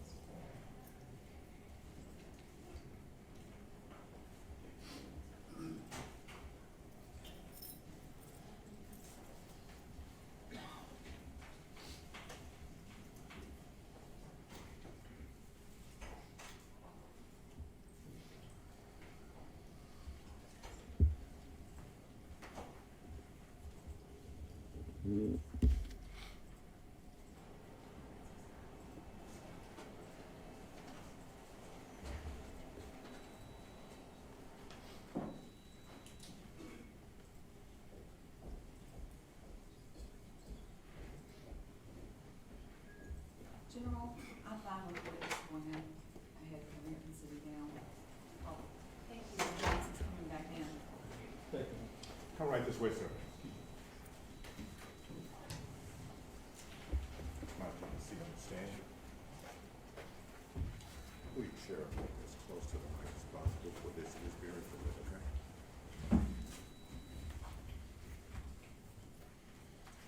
just for the record, this witness will be referred to by his first name of AJ. AJ? Okay. Sir, could you please just state your first name only for the record? AJ, And how old are you, AJ? 21. And are you from, I guess, kind of the greater Nashville area, the Franklin area of Middle Yes. Tennessee? And could you describe, how do you know Paul Trapani? We went to school together from kindergarten until 12th grade. And were you still friends with him even after you completed your grade school, high school time? Yes. And Clayton Beathard, how did you know him? Clay came to BGA in, I think, 8th grade, or yes, it was 8th grade. And then we went to 8th grade through 12th grade together. And did you continue to be friends with him after you graduated from high school? Yes. And I want to draw your attention specifically to that night of December 20th, and it kind of goes into the early morning hours of December 21st of 2019. Can you describe what were you doing that evening prior to going to the Dogwood bar? Well, it was Christmas break. All of our friends from college were home for the holiday, and we all got together to just go out downtown and have a good time together and catch up. Some of us hadn't seen each other in 2 years, and so we were just catching up mainly. And could you describe, without getting into everybody's first and last name, but Mhm. kind of generally, how many people were in the group that you were hanging out with? There was a group of 10 of us that went down to the Midtown area together. We were all, that was kind of like our group, and we met up with another group of around 8 BGA graduates from the year above us. Okay. And out of your group of 10, how many were girls and how many were male? 8 male, 2 female. And the other group of people that you met up with, did you continue to hang out with them, or did your groups kind of separate? Our groups separated. We hung out for about an hour and a half together, and then they left the bar and we stayed. Okay. And so at the time that the evening's kind of over and you're leaving Dogwood Bar, Mm-hmm. there's only kind of that group of 10 of you that you started out with, is that correct? It's just us 10. And you said there are 8 gentlemen and there are 2 ladies that Yes. are part of that group. And is that the only place that y'all went that evening, or had you gone somewhere else? No, it's not. We found out that our group of older friends were in Midtown, and so we Ubered down there and originally went to the Kung Fu bar, which I think is 3 bars down from Dogwood, and then found out that they weren't there. They had gone down to Dogwood. So we stayed at the Kung Fu bar for roughly 10 minutes before going to Dogwood.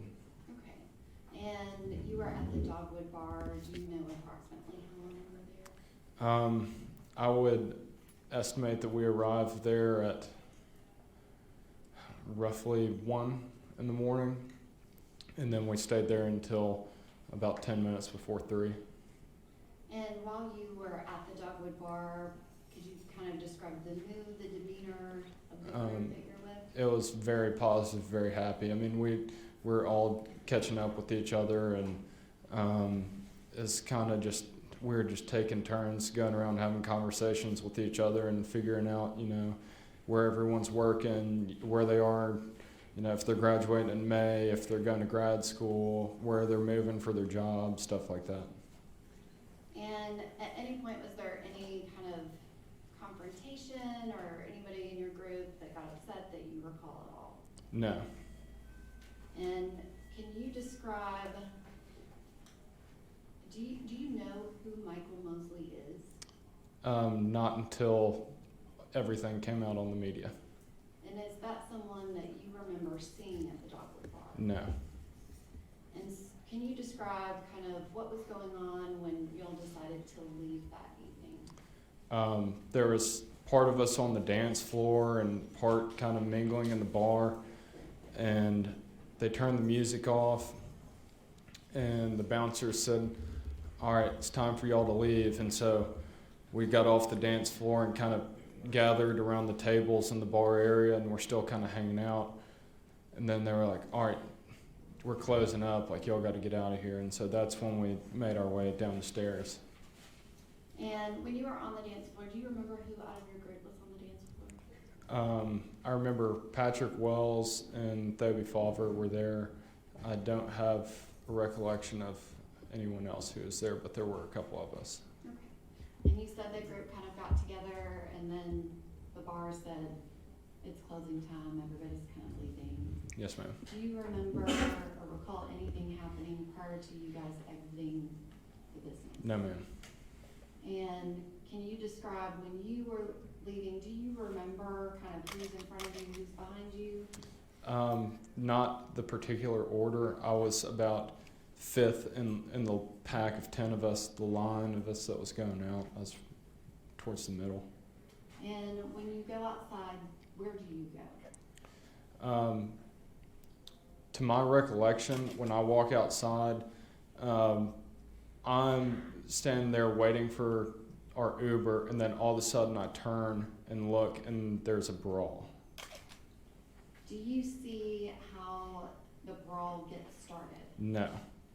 And so your first memory is just that there is a brawl kind of in the outside area of the sidewalk, is that correct? Yes. What do you see and what do you remember from that point? My recollection from that point was that I noticed there's a brawl. I take a second to kind of analyze the situation, see what's going on. I don't recognize any faces in this group of people. It's very jumbled up. It's a lot of pushing and shoving. And as the group moves, I saw my friend Thoby shoved to the ground. When I see her, Who was shoved to the ground? Thoby Falver. When she was shoved to the ground, that's when I got involved in the group of people and went to her defense and hit the guy in the face that shoved her to the ground. And within an instant I hit his face, and then I got blindsided from someone else in my face.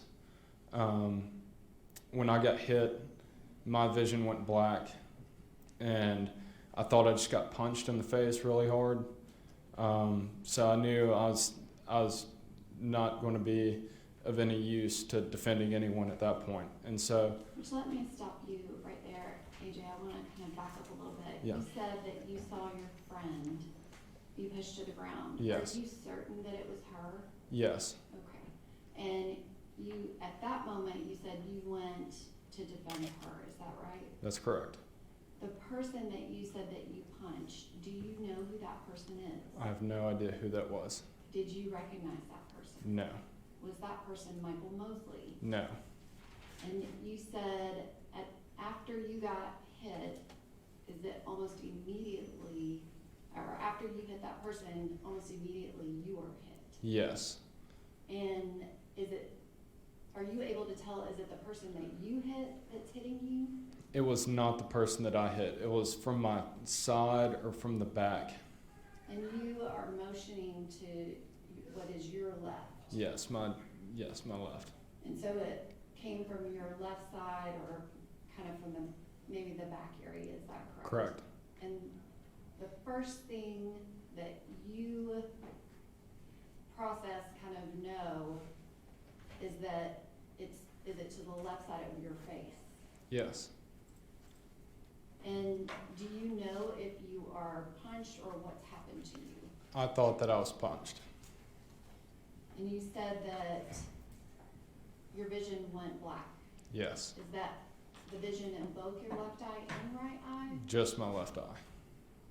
But that was instantaneous, is that correct? Yes.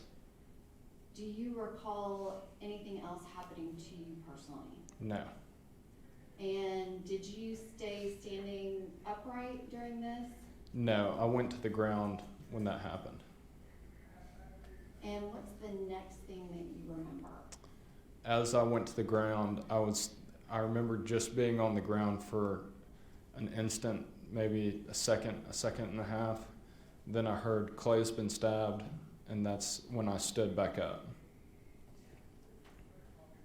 And do you know who said Clay's been stabbed? I don't. When you stood up, what did you do? At that point, I was laying on the curb on the side of the road across from the Dogwood bar. I stood up, and Clay was laying down on the sidewalk on the other side of the street. And that's when I went up to him, and there were people around him, and I tried to assist them. Did you know what injuries that you had at that moment? I had no idea. At what point did you realize that you had been injured? I was trying to help Clay out, and I was feeling him, trying to see what his injuries were, and the bouncer from the bar was helping him out as well, and he turned around to me and said, "Bro, you got stabbed too." And that's when he's like, "You need to go sit down right now." And I said, "No, I'm fine, like I'm fine." He said, "No, you're bleeding a lot." And so that's when the other bouncer went inside and got a washcloth that I put over my face, and I sat down on the wall. And do you remember what was going on as you're sitting there on the wall? There were a lot of people trying to administer care to Paul and Clay. Some people were on the phone. There were a lot of people crying. And then a couple minutes later, the ambulances came. And were you able to see your friend Paul at that time? No, I never saw Paul. And you said that ambulances came. Do you know how many came? 2. And what happened to you at that point? I think it was one of the EMS guys from those ambulances. He walked by and kind of looked at me, and he said, "Yeah, you're getting an ambulance too." And so did a third ambulance come? A couple minutes later, after the first 2 left, a third one came.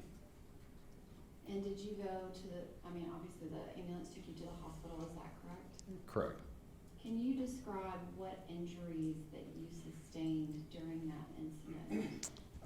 I was stabbed on the left side of my left eye.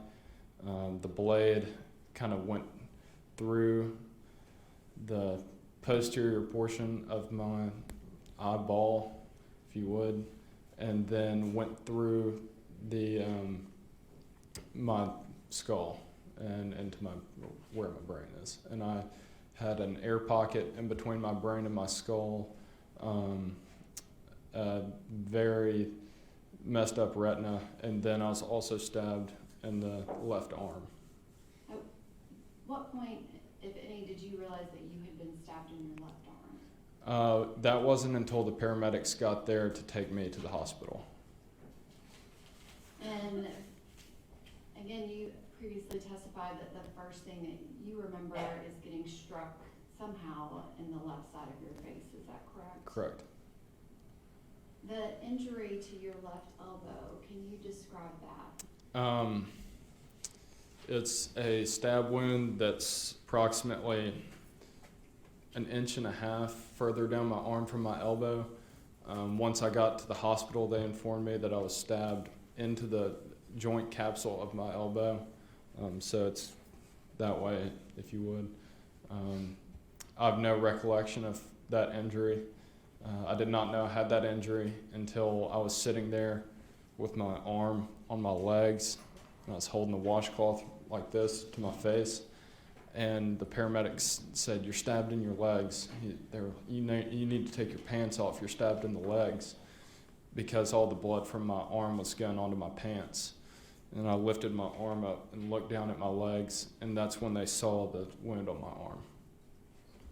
And could you describe that injury to your left eye and your left eyeball?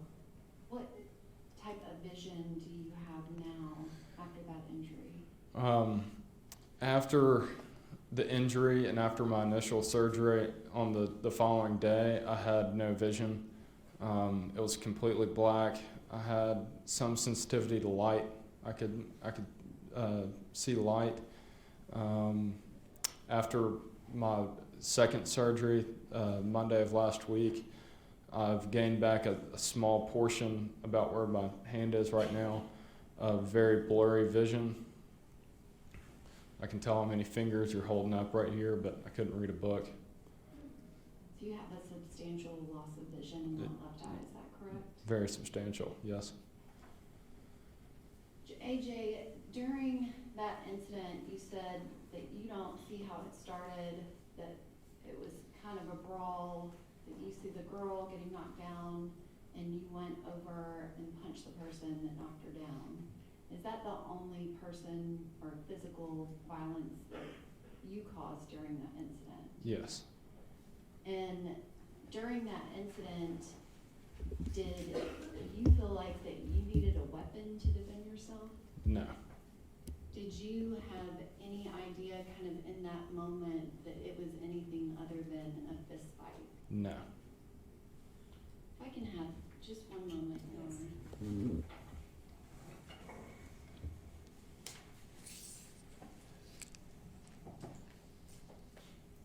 I don't have any other questions, Your Honor. Thank you. Mr. Johnson? Yes, ma'am, thank you.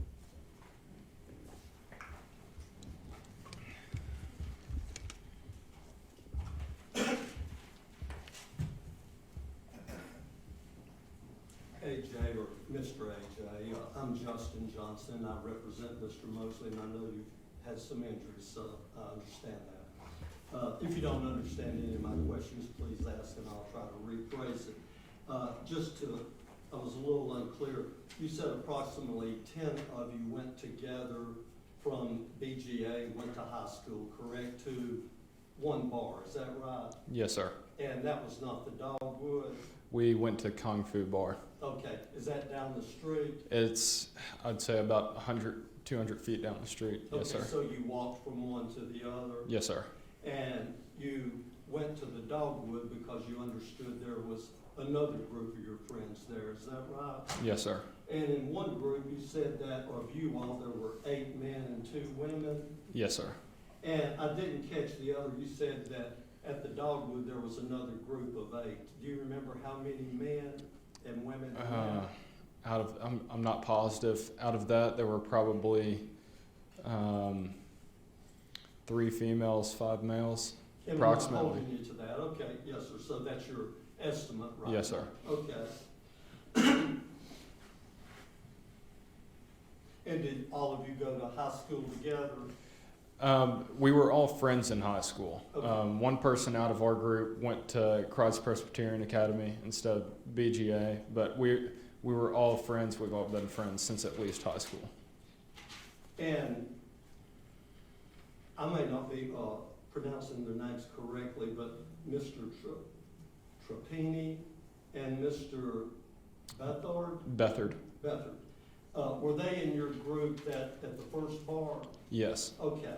And at the first bar, what were you all drinking? Everyone got one drink. We were there for, like I said, 10 minutes. I'm not positive what everyone got to drink there. I remember that the bar had a deal on PBR, so that's what I bought, and I drank about half of it by the time we left. Okay, did you all go in there together? Yes. And did you all ride together or Uber over? We took 2 Ubers that arrived within, a minute of each other. Okay, so your testimony, you're not sure what everyone else had to drink other than yourself? Yes, sir. Okay. And when you all left that bar, well, first, had you all been at any other bars prior to the one you just spoke of? No, sir. Okay. And can you say what anyone else had to drink before you all got together? No, sir. I'm Okay. not positive. Yes. And you all went to the Dogwood. And you're aware there is video, of course, in today's society, a lot of video there. About what time do you remember you all arriving there? Approximately. My approximation would be between 12:45 and 1. Okay. So you all were there approximately 2 hours? Yes, sir. And I assume you all were drinking at that time? Yes, sir. And do you remember how many drinks you had? I had one full drink and then part of another. Mixed drinks? Yes, sir. Okay. And are you aware of what Mr. Beathard and Mr. Trapani were drinking? I'm not positive. Okay. And you all were having a pretty good time, correct? Yes, sir. And did you, when you left to leave the building, did you leave with a group of people? Yes, sir. You had said, I believe, that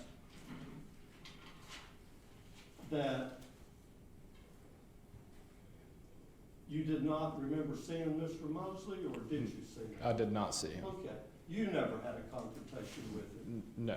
And this is not a big area up there, correct? On the balcony of the Dogwood, or I say the balcony of the upstairs. No, it's not a Okay. big area. And did you ever see Mr. Mosley be out of the way with anyone up there? No. Okay. And did you leave, do you know who is the person in the ball cap? If No, you, if we could, just make sure that we use first name only. Okay. I think I would have the right to be able to know who that is for Well, later she's investigation. gonna allow him to answer the question, she's just requesting that we use the first name of the individual, not the entire name. I'm assuming, If I that- understand General Hunter's Yes, request. Your Honor. Okay. I'm assuming that name would be provided to us in Well- discovery later. She's gonna allow him to answer the question, she just wants him to get the first name. if I was shown a picture of the individual, I may be able to identify them, but I'm not positive who was wearing a ball cap. Okay, so did you, and I believe you said that, did you see any confrontation at all upstairs? No, sir. Okay. I was unaware of any confrontation that was Okay, going then on. we'll move right on from there. Now, you all had gone outside, correct? Correct.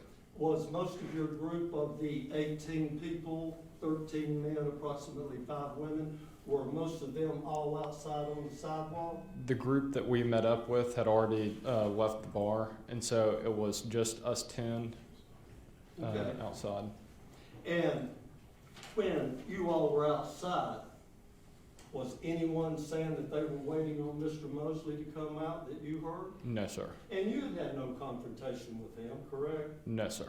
But at some point, a melee, a fight broke out, correct? Correct. Did you see how it started? No, sir. Okay. And when you said you said that there was a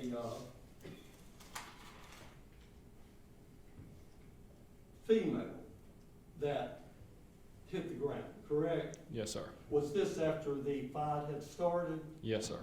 Did you see anybody hit her or push her, or was it in the rush of everything? It was in the rush of everything. I saw her forcefully go to the ground, and there was a man that was standing right above her. Okay, not this man. Not that man. Okay. And at that point, he was fighting with several people. You saw that, is that right? I saw a fight. I never saw that individual Okay. in the fight. And then you got hit, sucker punched to the side of the head. What I thought was a sucker punch. Mhm. But it was a knife at that time? Yes, sir. You've already testified it was not Michael Mosley, correct? No, I did not say that. You just said that the fight was going on.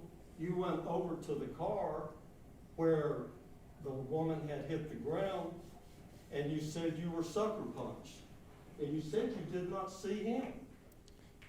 It came from my side, and as soon as I received that blow, my vision was taken out, and so I never was able to identify who hit me. Okay, you didn't identify who did. So you never said it was Michael Mosley during this whole time, correct? I never said that. Okay. And then you got a cut on the elbow also? It was a stab wound. Yeah, and I understand. I know that was obviously Mhm. painful, Mr. AJ. You never told the detectives that he was the one that did it, did you? No, The first I'm sorry. the first time I saw this individual was in the news. Okay, because is it fair to say that kind of all hell was breaking loose around there and people fighting and Johnson, I'm gonna ask you to use the language that the witness used when he was describing it, and he specifically said a brawl. Okay. I'll use Let's that. use Yes, that ma'am. word as opposed to your inflated words, please. Okay, and which word did the court take exception with? Well, that I won't use it. Melee and Okay, other things. Well, Let's I'll stick use- with his I'll language. use brawl. Brawl.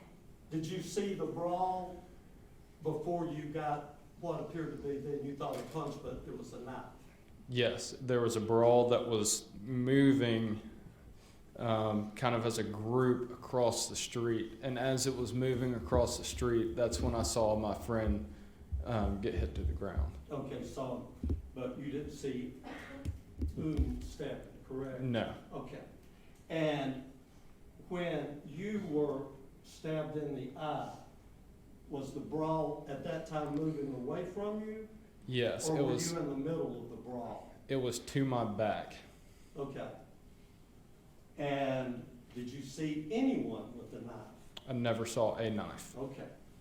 And at that time, you had been hit what you thought was a sucker punch in the eye, but then you caught a stab wound to the elbow.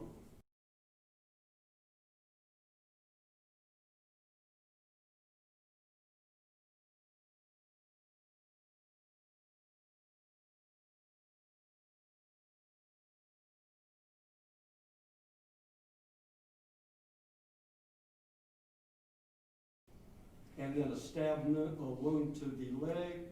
No, no stab wound to the leg. Okay, but was I'm sorry, I thought your leg was injured. They thought that I was stabbed in the leg because my arm, where my stab wound on my arm was resting on my pants, on my thigh. And so with all the blood on my pants, they thought I was stabbed in the leg. Okay. And when you were stabbed, where were you in location to the sidewalk of the Dogwood or the sidewalk that leads to beside the road, or were you in the road at that time? I was towards the sidewalk across the street from the Dogwood. Across the street from the Dogwood. Now, that's where the brawl proceeded down the street, correct? Correct. So you actually followed the brawl as they were fighting Mr. Mosley, according to your own words. I think I wouldn't describe it as followed. You got close enough to it that someone stabbed you, correct? That's correct. And at that time, 5, 6, 7 people around Mr. Mosley? Roughly Okay. 5. But you were defending this woman that went to the ground. Now, she went to the ground next to the other woman, correct? Did you see the other woman on the ground? Did you see 2 women on the ground? No, Only your friend. only my friend. And when was that at the sidewalk beside the road? I cannot be Beside positive. the car. I'm not positive whether it was on the sidewalk or not.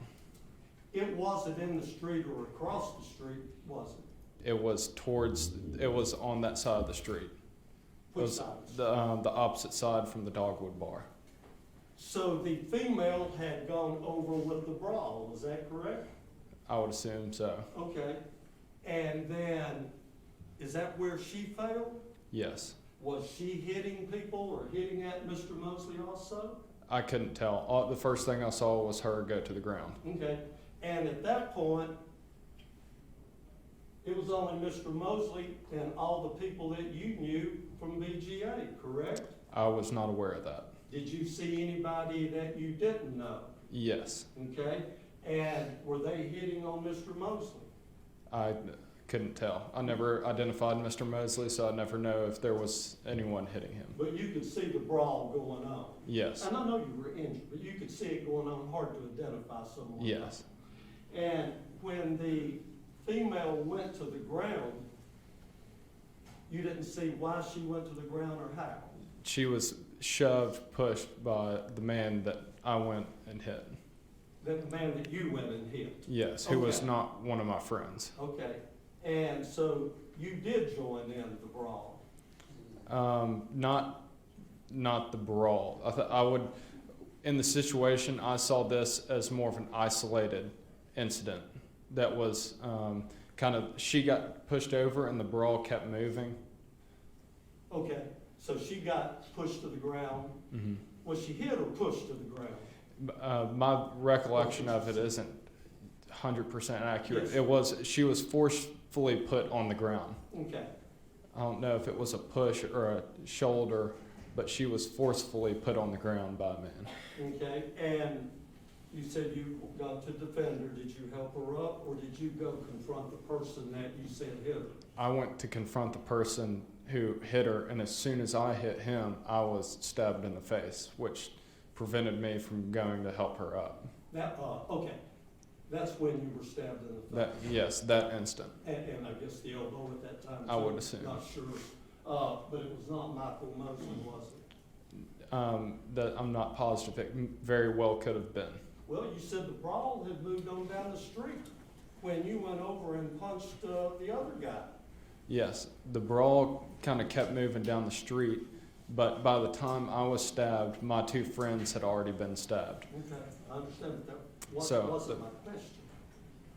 You had, unless I'm mistaken, and I don't want to put words in your mouth, but you had said that you went to help her up, and the brawl had moved on down the street, but you saw the person that had pushed her, and you went over and hit him. Am I incorrect on that? You're incorrect in the fact that it moved down the street in the distance that you're assuming. It moved down the street, separating the brawl from her on the ground by only a matter of 2 to 3 feet. Okay, and that's when you punched the other guy, whomever that might have been. Yes. And had you been stabbed at that time? No. Okay. And regardless how far, if I'm hearing you correctly, Mr. Mosley and all the people around him were a few feet separated from where you got knocked in the eye. Is that correct? Well, at this time, it was towards the end of the whole confrontation. It wasn't like everyone kept moving in one direction. At that time, that's when the kind of brawl started to break down a little bit. People started exiting the area and going in all different directions. And I believe, I have one more. Yes.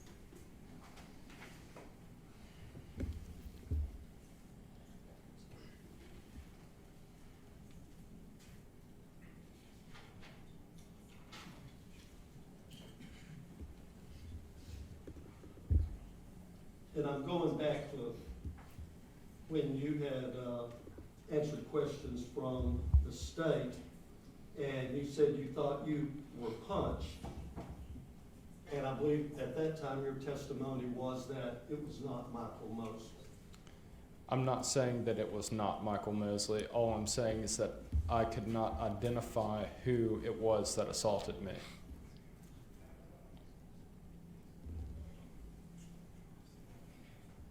That's all I have, Your Honor. General Norman, No redirect, Your Honor. you may step down. The state's next witness is Detective Zashivas.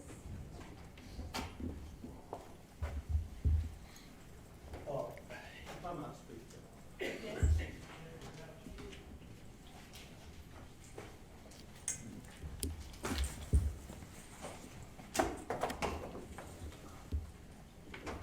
Your Honor, Yes. may Mr. Mosley take a brief bow, please? Yes.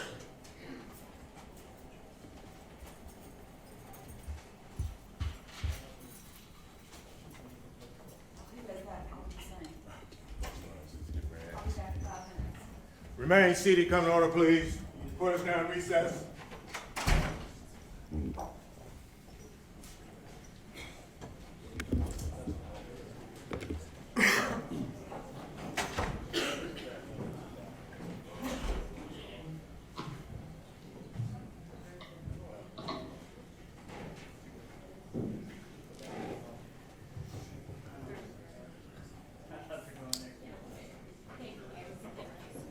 I really do appreciate y'all's willingness.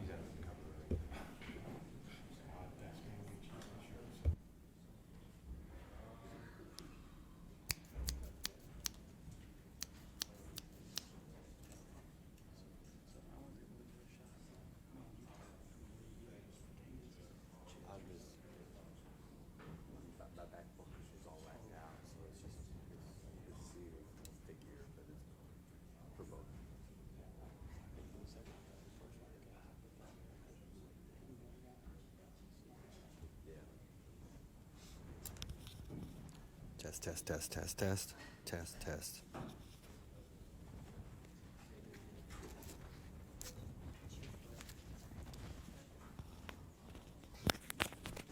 Now this is working, but it's maybe all of a sudden it won't. So, trying to make sure it works.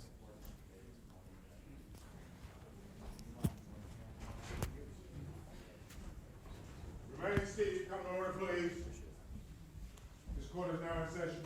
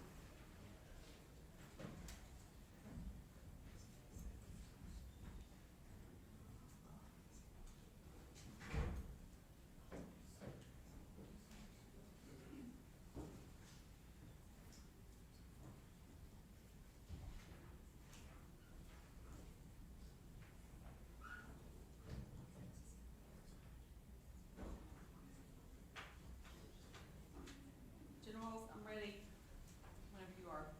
Mr. Honor. I was just instructing the witness on Your Honor's previous ruling regarding names. Not a problem. I need to instruct the unit, and then I'm happy to. I believe that he's clear. We can discuss it with him. Okay.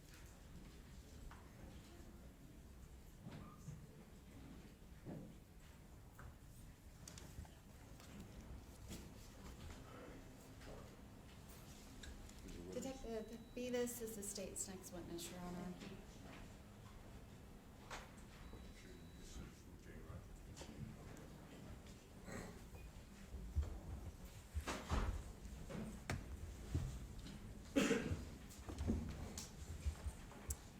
Detective, could you please state your full name for the record? Yes, it's Zachariah Beavis.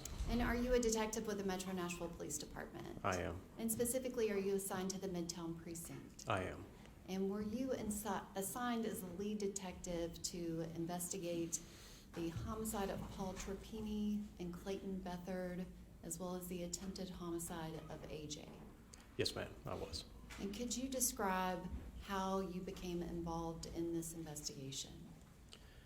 I received a phone call in the early morning hours of December 21st of 2019 between 3 and 4 a.m. And I was requested to respond to Division Street that there was an incident that looked like it could end up being a homicide. And what did you discover when you responded to that location? When I arrived, I discovered, or I learned, that 2 persons had died as a result of their injuries, and another had a serious injury. And what was the exact location that you responded to? 1907 Division Street. And what is located at that address? It's the Dogwood bar. And could you describe the scene as you found it? Is Mr. Beathard or Mr. Trapani still at that location? No, ma'am. Mr. Beathard and Mr. Trapani had already been transported to a Vanderbilt emergency room. When I arrived, there was police personnel blocking off the street both ways in front of the bar, and crime scene tape was up, and the crime scene unit was present along with my lieutenant and my sergeant. And could you describe the physical scene? What, if anything, was located at the physical scene outside the Dogwood bar? I noticed surveillance cameras. I noticed some areas in the sidewalk and in the street where there were blood droplets. And those areas where there was blood, was that on the side of the street where the Dogwood bar is located, or was it across the street, or? It was on both sides. I was initially pointed to the side opposite of the bar, Dogwood, and then walked across the street coming back towards Dogwood and observed blood in the roadway and then on the other side of the street. And could you describe what is it that is located across the street from the Dogwood bar? It's an older multi-story building. I believe it's 3 stories. It's being used as an Airbnb at this time. There are some bushes out front and the 2 or 3 steps that go up to the front door. And what was kind of the first steps of your investigation? You said that you noticed that there were surveillance cameras outside. Were you able to view any of that footage? I was. I went inside and reviewed some of the footage. The staff stayed there at the bar until I got there and assisted me in obtaining some video initially. Detective Chandler eventually came back to the scene where I was and briefed me on the victims and what he had learned from speaking to people that were with him at the bar. And Detective Chandler, did he go to the hospital where the victims were while you were at the scene? Yes, ma'am. He responded to Vanderbilt. And so he briefed you on kind of what the current situation is. Is that when you found out that Mr. Trapani and Mr. Beathard had passed? Yes. What, if anything, were you able to view on the surveillance cameras? I was able to view a group of people at the time the bar closed, coming down the stairs and leaving through the door, going out into the area there on Division Street. There's an awning, and Detective Chandler was able to point to who he believed the victims were and who he spoke with at the hospital. And since that initial night, have you been able to identify the persons that are seen in that surveillance video? Yes, ma'am.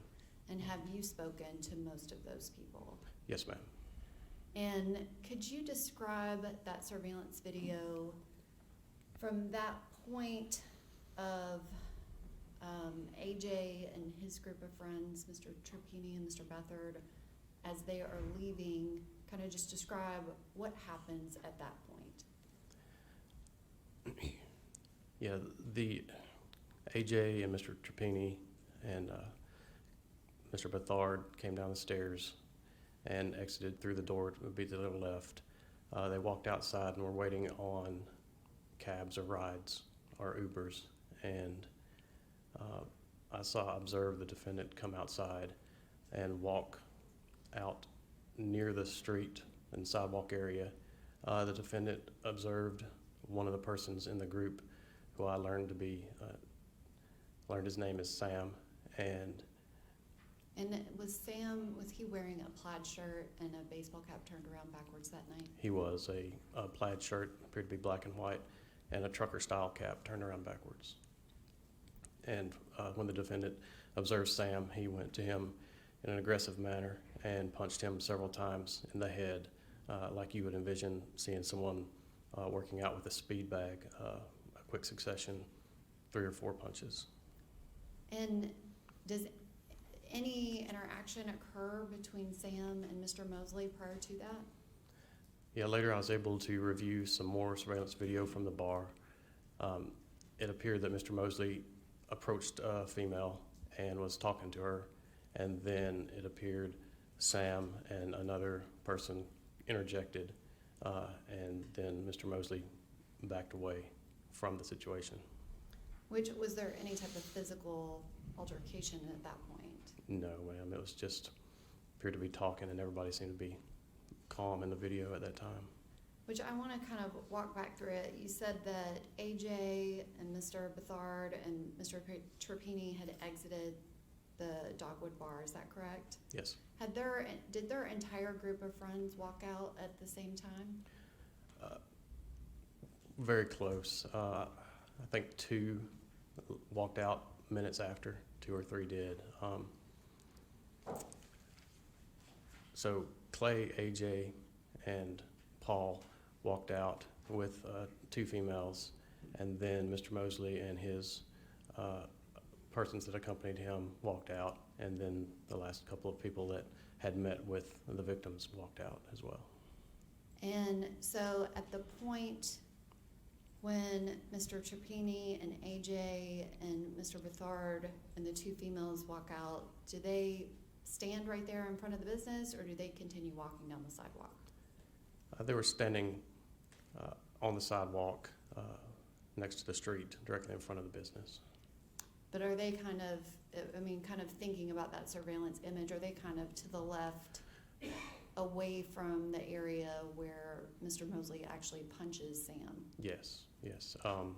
So AJ, Clay, and Paul turned to the left side of the exit of the entrance where there's the awning, and they turned left. Sam was on the right side.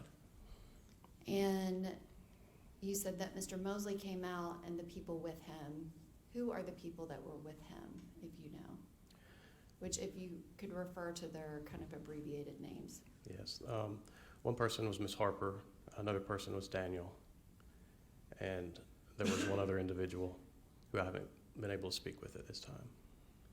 And were all 3 of those people with Mr. Mosley, were they right there with Mr. Mosley at the time that he punched Sam in the face? Yes, ma'am.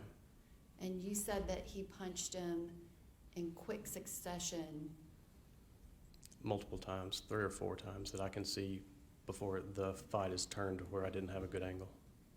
And is that what started the fight outside of that business that night? Yes, ma'am. And again, Mr. Beathard and Mr. Trapani, they are not there kind of in that group of people when Mr. Mosley hit Sam. Is that correct? No, they're over on the left-hand side of the video screen. And can you describe kind of what happens from that time that Sam is punched multiple times? Yes, so where he was standing, where Sam was standing when he was punched multiple times, was in a large group of people as everyone was exiting the bar. People from different parties that had been inside the bar. After the punches take place, everyone moves around the vehicle that's parked there out into the street and moves across the street near the Airbnb area where I described as the, I believe it's a 3-story building with bushes up front. And what are you able to see Mr. Mosley doing? He's fighting from the point where he initially started fighting Sam across the street in the large group of people. And does Sam continue with the group of people? Does he participate in the fight, or does Sam remain over there on that side of the sidewalk? Sam remained over where he had been punched. It appears that he had been dazed, and it took him a little bit to regain where he was and his whereabouts. And then it wasn't until afterwards he crossed the street to try to figure out what happened. And what, if anything, are you able to tell about Clayton Beathard and how he became involved in this? When Moseley and his 3 persons that he was with crossed the street, there was still some scuffling, and Clay Beathard went over there to intervene and knocked Moseley down with 1 punch, and it appeared that Mr. Clay or Mr. Beathard was going to back away at that time. Miss Harper stepped in between the defendant and Clay, and at that time the defendant stepped up and came around her and punched Clay in the chest. When you say he punched him in the chest, can you kind of describe what you mean by that? It was with his right hand, and that's when I believe he was stabbed, because he took a step back and looked down at his chest, and he winced when the punch occurred in the chest. And does anybody else have contact with Clayton Beathard after that point? After that point, he steps back, and I see Mr. Trapani, Paul, interject himself in the situation, and it appears the same thing happened because when Paul or Mr. Trapani turns back around, he looks down at his chest as well and walks back across the street to where Clay had headed towards. And are you able to actually see evidence of the injuries to Mr. Trapani at that point? When he's walking back across the street, yes, you can see the red area on his chest, on his shirt or clothing. So you can actually see that he's bleeding? Yes. Now you've described that Clayton Beathard punched Mr. Moseley and knocked him down to the ground. And Ms. Harper, she was in between them, is that correct? Correct. Does it appear that her back is to Mr. Moseley at that point? Yes, ma'am. And you said that Mr. Moseley reaches around and does a punch motion to Mr. Beathard in the middle of his chest. That's correct. Does he actually have to reach around Ms. Harper to do that? It appears that he is going around Ms. Harper at that time and lunging towards Mr. Beathard. And how many, I guess, people are right in that area where Mr. Moseley, Ms. Harper, Mr. Beathard, and Mr. Trapani are? Is it kind of just them? It's the defendant and the persons that was with him, standing behind him, and JC was, the defendant is standing up, and when he comes around Ms. Harper, he does the punch motion, and then that's when, from back in the street, Mr. Trapani comes forward and interjects himself at that point. And then when he backs away, being Mr. Trapani, AJ then goes into the confusion of the group. But that group includes Daniel and that other male that's with Mr. Moseley, is that correct? That's correct, yes. And is that kind of, is that the end of the altercation? It ends right there at that point, because you can see the defendant, Ms. Harper, and Daniel, and the other person that was with them walking along the sidewalk towards their vehicles, which is in the opposite direction of where the victims were at. How long is it from the time that Mr. Moseley punches Sam in the face until you see Mr. Beathard and Mr. Trapani stabbed? And the entire thing takes place in about 1 minute. And when you see Mr. Moseley leave, what, if anything, is he doing? Is he walking? Is he running? He's walking.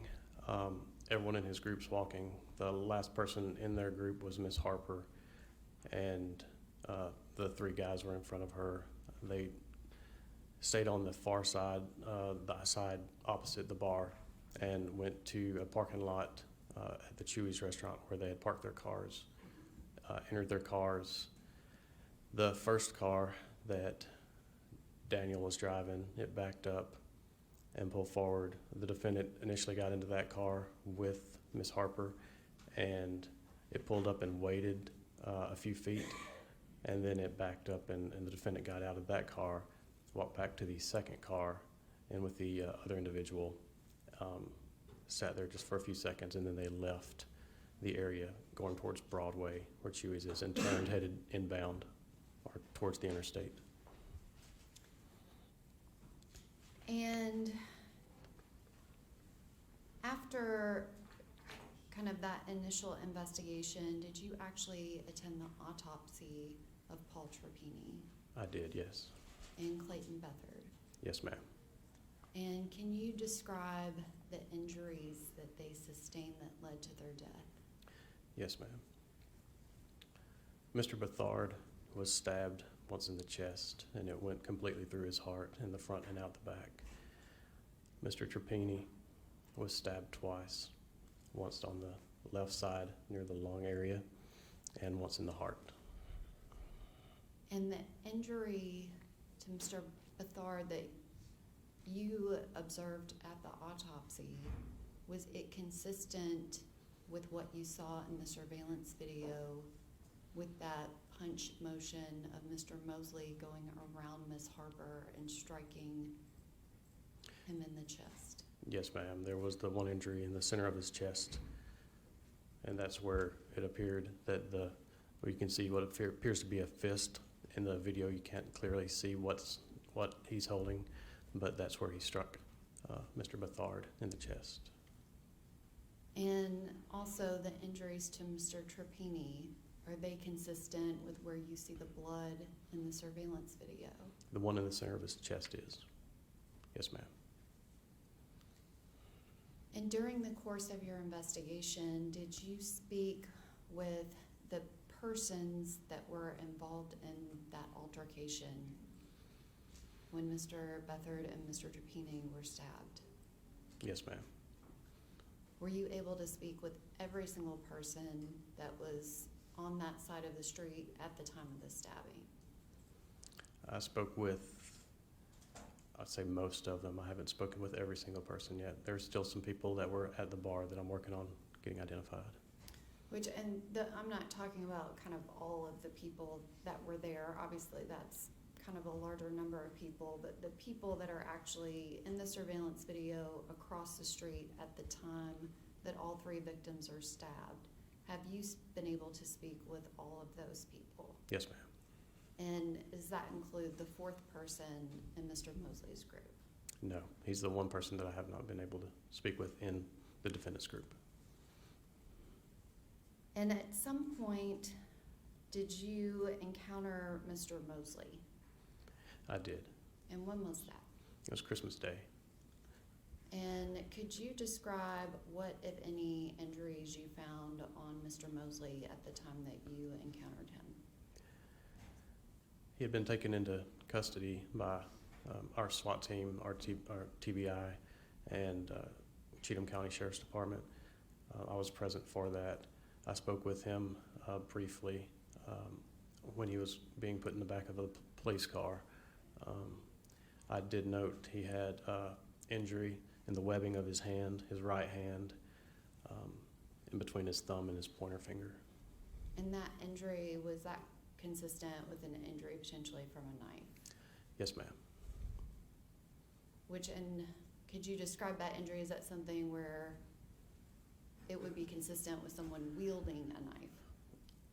Yes, ma'am. The injury is consistent with someone utilizing a knife that did not have a hilt, and then the knife slipping and making the wound in the webbing of a hand. Because there's no hilt, there's no reason to stop the knife from coming back into your hand, which I did also note at autopsy that the wounds were consistent with a weapon that did not have a hilt. If I could have just one moment, Your Honor. Yes.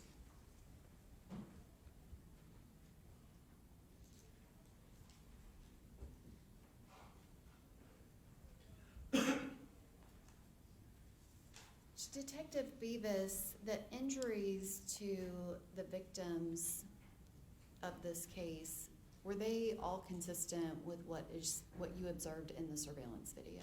Yes, ma'am. And you stated that you encountered Mr. Moseley on December 25th. Yes, ma'am. Were you attempting to locate him from December 21st through December 25th? Specifically December 23rd, but yes, I released the video, some of the video from the bar, making an effort to receive the identities of the persons who were involved. Yes, I had been attempting to. And when I spoke with Ms. Harper in his group and Mr. Daniel, I advised them of the same, that I just want to speak with him and get his side of the story. And where was he when you located him? Off Petway Drive in Cheatham County, near Ashland City. And was he at a residence of his own? It was a house, an empty house that was listed for sale. And so it did not appear to be his residence, is that No, it was not. correct? It was not his residence. Did it appear that he was hiding out?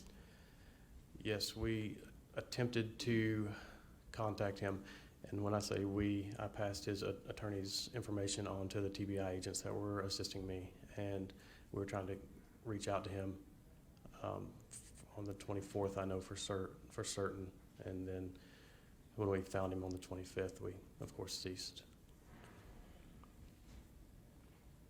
Thank you, Detective. Actually, do you see Mr. Mosley in the courtroom today? I do. He's seated next to counsel in the orange suit. Thank you. And all of this that you testified to, the Dogwood Bar, that is located here in Davidson County, is that correct? That is in Nashville, Davidson County, yes, ma'am. Thank you, Detective Beavis. I don't have any other questions. Mr. Johnson? Thank you, Detective, I'm Justin Johnson, and I represent Mr. Mosley. And you and I had the opportunity to email each other back and forth, correct? Yes, sir. Good And morning. I just want to briefly touch on what you had said, that you had located Mr. Mosley on Christmas Day. Yes, sir. That was a Wednesday, I believe so, yes, sir. okay? And all of this happened on an early Saturday morning. Correct, yes, sir. And I emailed you on Sunday to make arrangements to surrender him on Monday, the 23rd, correct? You didn't email me anyone's name, sir. I didn't email you? Not anyone's name. You said you had I said a that client I that had a I may want client. to speak to. And we wanted, he wanted to come in and make a statement. Do you remember that? Yes, sir. Okay. And then you were going to, you emailed me back and said you would contact me Monday evening, correct? I don't remember the exact verbiage of the email, but to my memory, I did state that I was attending an autopsy and that I would try to contact you after that. Okay. If my email from you says I will contact you Monday evening, It's possible, yes, sir. okay? But you didn't contact me Monday evening. The police department had a news conference instead and put a reward out on Mr. Mosley when I was offering to bring him in, correct? You offered to allow me to speak with a client that I didn't have his name, but now knowing who your client is. And that's no, what we were yeah. gonna do when you were contacting me back on Monday evening, but you never contacted me, did you? No, sir. And I had indicated he wanted to make his statement about what happened. Do you remember that?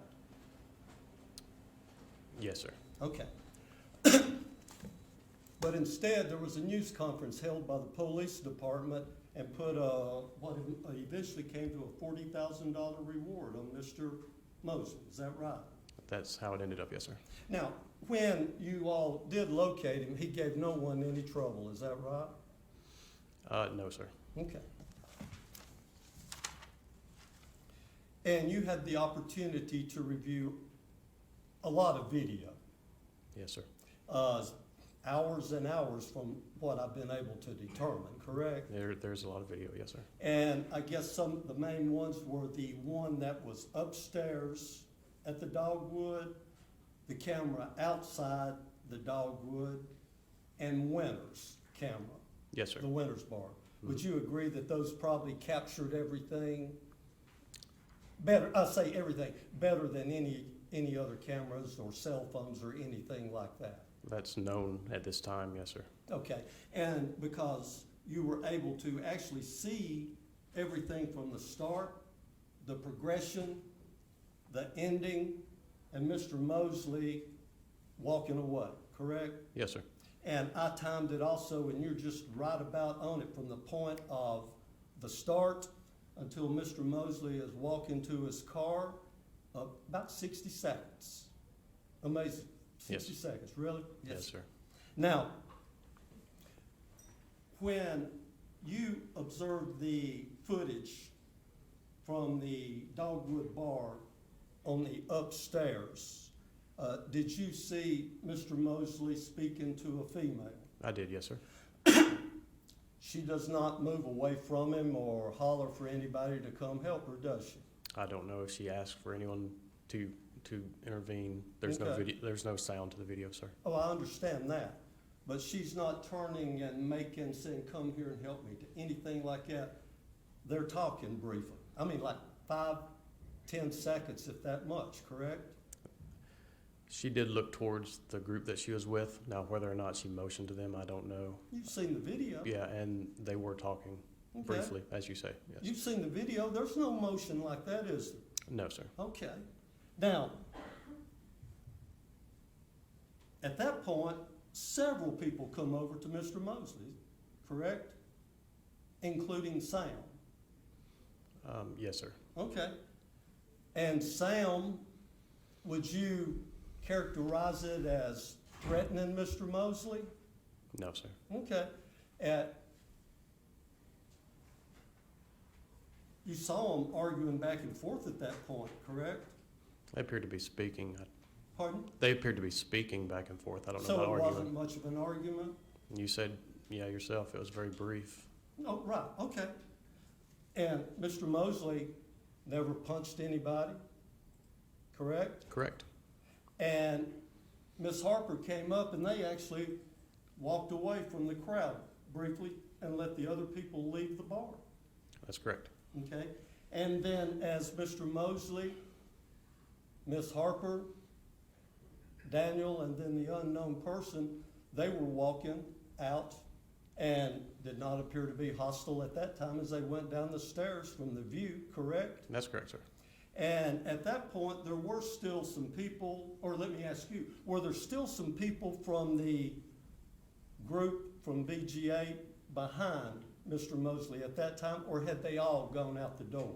No, there's still a couple still in the bar, sir. And Sam and whichever of the other ones, they were out front waiting on Uber, I believe you had said, but there was a large group out there, correct? Yes, sir.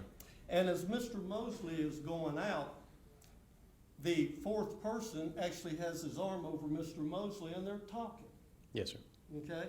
And at that point, they're 6 feet from Sam, correct? From the 6 door to yeah, the street. From the front, from the front door to the sidewalk onto the street's not 20, 25 feet, is it? That's probably not that far. Very, very close. I mean, we're talking about maybe 60 feet all the way across the street, something like that. I'd have to guess on Okay. that. Not far. Not just a 2-lane street. Okay. And when, and on the video, Mr. Mosley is walking by because there wasn't much room that was left on the left-hand side for him and the other 3 people to get through, but they were walking through, correct? On the left-hand side, yes, sir. Yes, sir. And at that time, Sam turns and starts saying things to him. You can see that on the video, can't you? Can't hear what's said, but you can see it, correct? I see Sam in the video on the right-hand side as we see it, and I don't know if he's saying anything to anyone or not, sir. Do you remember now, if we're looking straight at the Dogwood bar, Okay. Mr. Mosley and his people would be coming out and going what would be to the left. Yes, sir. Sam is looking straight towards the Dogwood, and you see him turn to Mr. Mosley. Is that correct? You see him turn in the direction that he's walking, yes, sir. And there were a lot of other men around at that time that were with Sam. Not on the side of the street that Sam was on. I'm talking about in front of the Dogwood. Sam and 5 or 6 other men were standing there outside the Dogwood. I'm not saying they were all involved, but they were standing outside the Dogwood when he came out. There were several people, male and female, standing out in Yes, that sir. area. Yes, sir. And then that's when I said that Sam turned and whatever was said started talking to Mr. Mosley. I mean, it's in the video. Okay. I mean, correct? I'm making a correct statement. Sam turns toward Mr. Mosley, yes, sir. Okay, you don't want to say it. He turned towards him. But Okay. And Mr. Mosley takes a step forward and then has to turn around and take about a half a step back because Sam's right in his face. Is that right? I didn't see Sam move from the position he was standing other than making a turn, and the defendant walked towards him in his direction. Now, when you say walking towards him in his direction, Meaning the street. at the point when he was walking out, they're not 3, 4 feet, or maybe just 3 feet from each other when Sam turns and starts saying things to Mr. Mosley. Is that correct? I don't know he was saying anything to Mr. Mosley, sir. Pardon? I don't know that Sam was saying anything to Mr. Mosley, sir. You can see on the video that Mr. Mosley looks up. I mean, Mr. Mosley's not even looking at the group as he walks by, is he, detective? Until Sam turns and starts saying whatever to Mr. Mosley. I don't. Objection, Your Honor. Mr. Johnson's question, he keeps saying that Sam has said something. This witness has testified 4 or 5 times now that he cannot tell whether or not Sam says anything from the surveillance video. And I understand that. I'm merely asking the positions. Move on, Mr. Johnson. Okay. They're close together, correct? Everyone was close together, yes, sir. Okay. And you did see Sam turn towards him? I saw him turn. Okay. And then you do see Mr. Mosley turn back towards Sam? Quickly, yes, sir. And you cannot hear what's going on, correct? I mean, did anyone have any audio No, on sir. their phones or anything like that? Not that I've been made aware of, sir.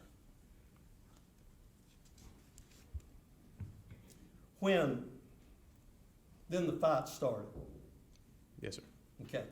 And Mr. Mosley was in the middle, and were there 5 or 6 people that started punching him that you could see in the video? After he punched Sam 3 or 4 times quickly Correct. instead. Okay. And before he punched Sam, all the people were right there around Sam. Not all the people. There was a group of Several people. around. Yes. Because eventually many people join in this brawl, correct? Yes, sir. Okay. And the brawl goes over towards the car that's parked there. That's where. So when Mr. Mosley started punching Sam, Sam fell back in the black SUV that you see there, and then the brawl moves around to the rear of it, and then out into the street. Yes, sir. Okay. Nobody stabbed at that time? No, sir. Correct? To the best of my knowledge. Okay. And then Mr. Mosley's out in the street, and you can see several men basically attacking him and hitting him, and him trying to defend himself. Is that correct? I don't know that several men attacked him at any one point in the 60 seconds, sir. You mean you viewed that video and you didn't see 4 or 5 people punching him? I saw people punching in the direction that he was at in the video, but I wouldn't say several men attacked him. I would not say that. If I say that and I may be wrong, that I saw 5 or 6, or maybe even 7 or 8 before the whole thing was over, there were at least that many different people hitting on him, wasn't there? I do not know that's accurate, sir. Have you identified all of them? No, sir.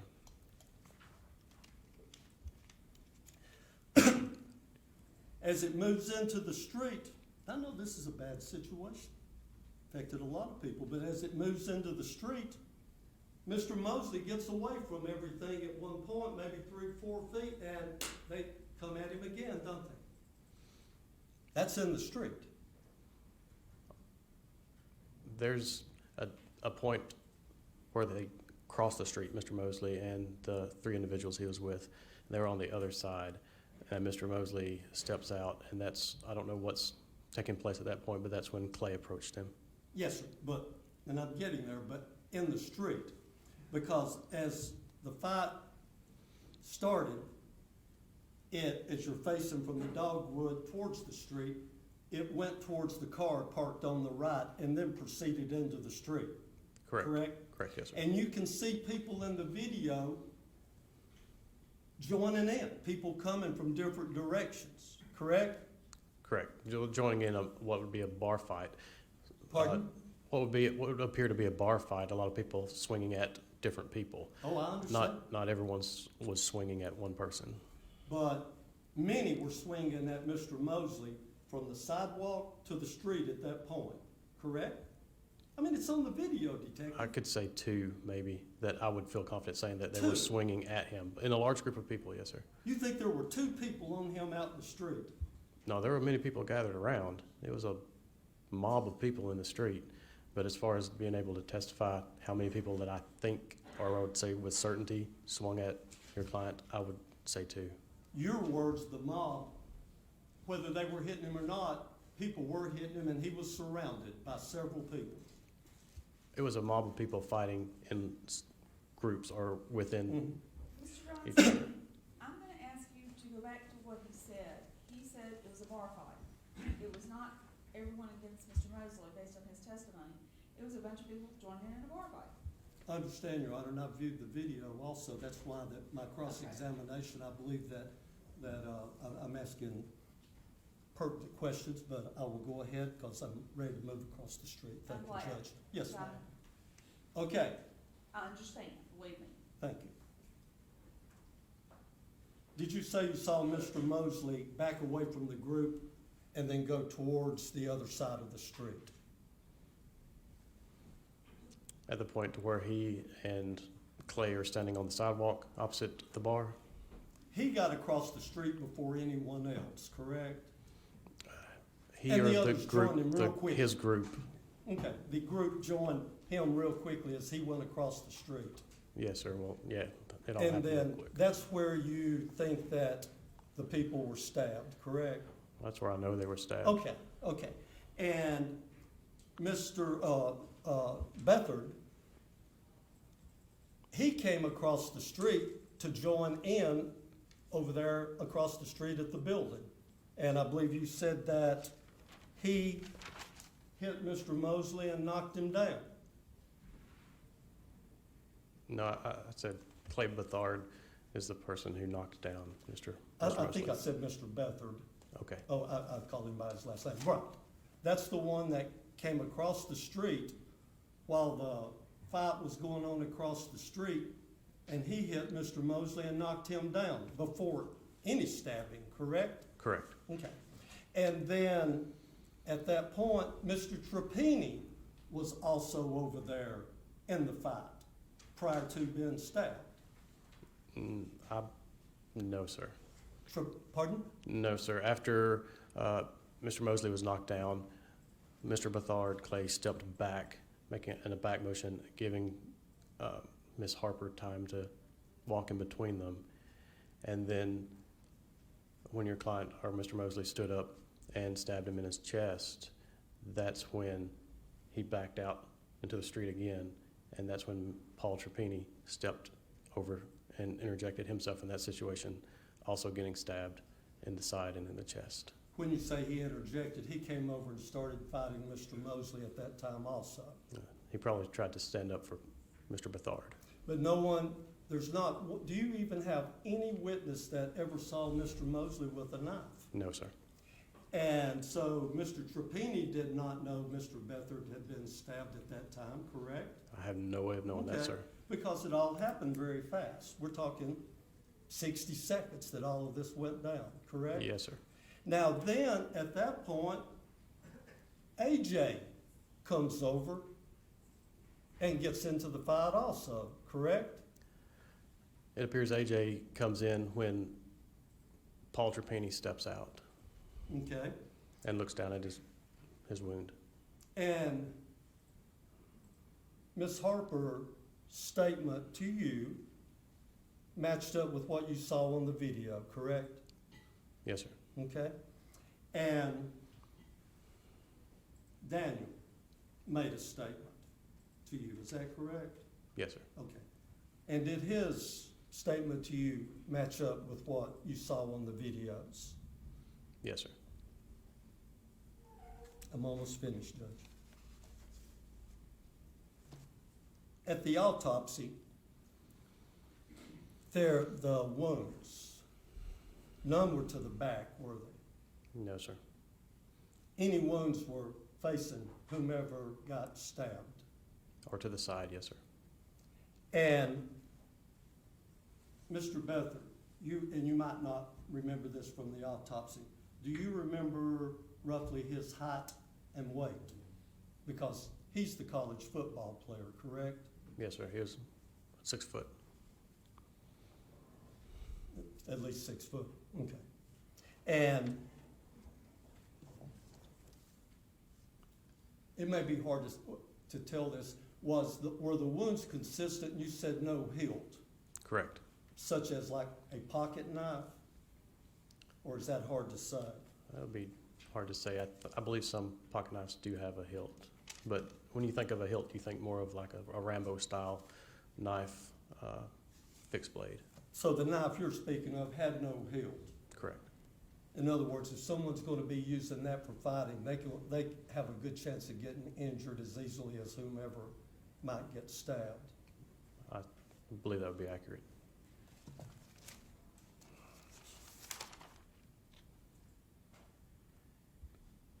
One moment, Your Honor.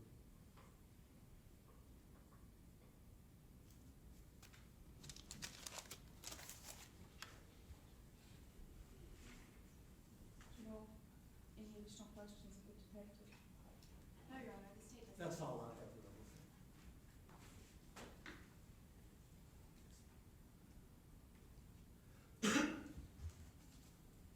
You may step in. Thank you. General, do you have additional witnesses? No, Your Honor, those are the state's witnesses for probable cause purposes. Mr. Johnson, any witnesses for probable cause? No witnesses other than a statement, Your Honor. Okay. General, would you like to be heard? Your Honor, I'll reserve. Okay, Mr. Johnson. Yes, ma'am. I might get this on the garage.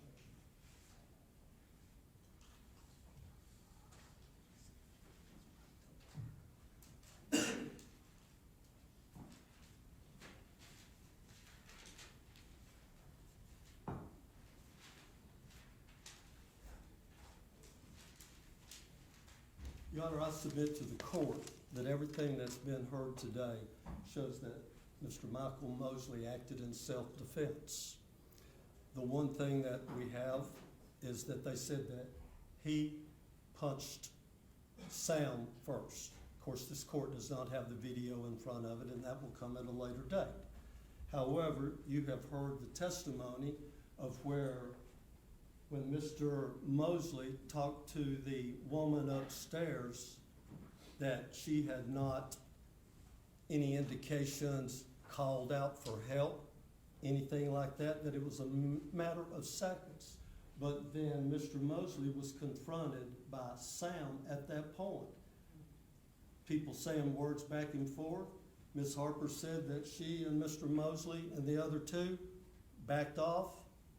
No punches, nothing thrown, no real threats, and let the other people, most of them, walk downstairs and out, waited. As they went outside, and I believe the detective agreed with most everything that I indicated that I had seen on the video, but that, I'm not saying anything that was said, but that Mr. Mosley and the people with the narrow area that they had to leave were walking away when Sam turned. Whatever was said, that Mr. Mosley responded to it, a number of men around that eventually joined in. Was it 3, 4, 5, 6? Well, the video speaks for itself. It is what it is when it comes out. I submit to the court that I got agreement on it with how many there were, at times a large number that joined in.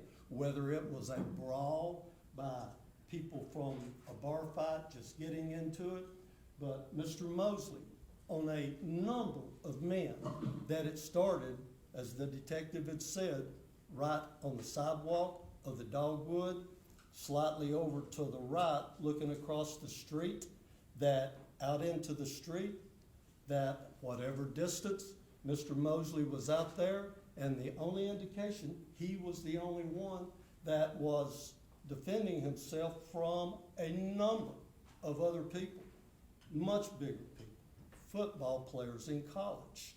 And then Mr. Mosley, and they've already testified that their car was across the street, right across the street, which was like 30 feet over. They were going towards their car. Mr. Mosley went down the street somewhat, not real far, followed by people. But the detective even said that when he got across the street, then that's when Mr. Beathard came across, hit him, and took him down. Now, granted, we have a fist fight here, but knocked him down. And I'm talking about much larger person. And we already had Ms. Harper testify there were at least 5 people over there at that time. And when he got knocked down, then he got up. The state is alleging that in the fight that he stabbed Mr. Beathard. At that time, as the detective said, interjected Mr. Trapani. Mr. Trapani came over to confront Mr. Mosley. And then after that, AJ comes over to confront Mr. Mosley. Your Honor, I submit that Tennessee is a stand your ground state, whether we like it or not. There is no duty to retreat. What started out as a fight between Mr. Mosley and Sam, regardless of whom punched first, proceeded to be a brawl. However many it was, they were on him. Proceeded across the street, and it's bad. I mean, it is. Hate it for everybody involved. But at that point, he is across the street, as Ms. Harper testified, they were real close to their car. But at that point, the 3 people, the 2 deceased and the one that was injured, came to him. And they are the ones that, and I hate to say it, but brought it on themselves. This is pure self-defense, and I would ask the court to rule that. If the court feels that there is enough to bind this over to grand jury on probable cause, then I ask the court, don't send it as homicide. As criminal homicide, because that's a blanket. And I believe the court can tell from the testimony, this was not a first-degree charge, even if we're looking at that. A premeditated killing. Is this a knowing killing? It happened across the street, as the testimony was they kept coming at him. Kept coming. Not my words, not trying to say anything that I don't believe came from that witness stand. And should it be bound over? If it's bound over, and I'm asking the court to dismiss it. And I know it's hard in a situation like this. A lot of families affected. But the evidence shows self-defense. It does not show premeditated first-degree murder. It does not show second-degree, a knowing killing. Would it be bound over as voluntary manslaughter? If not for, and the attempted murder that he's charged with. We know that that person came over across the street and jumped him. He didn't come back across the street and jump the person who, Mr. AJ. And I would submit to the court, and many times in these situations, it's hard to do it on a high-profile case. I understand that. I've been involved with a number of them. If it was to be bound over, if the court does not agree with my self-defense at this time, if it's to be bound over, I submit that it would be bound over properly as reckless homicide. And thank you. General, before you start, or come on up in time. Mr. Johnson, do you want me to address the motion to set bond of 2 warrants and reduce bond on 1 warrant? Before I rule, I have to do that, because once I rule, I lose. We would not be putting on any proof on that, Your Honor, from the testimony and what the court has heard on the facts that the court accepts as the facts. I submit that there should be a bond set on if the court bonds them over as criminal homicide. There is no bond there now. And on the attempted, it's $5 million. Whatever, assuming the court doesn't bind it over on first degree, but once again, criminal homicide encompasses all of those. And I asked the court to be specific, but if they did bind it over on something besides first degree or second degree, which I don't believe it's been shown here today, then I would ask the court to set a bond commensurate with what you believe, Your Honor.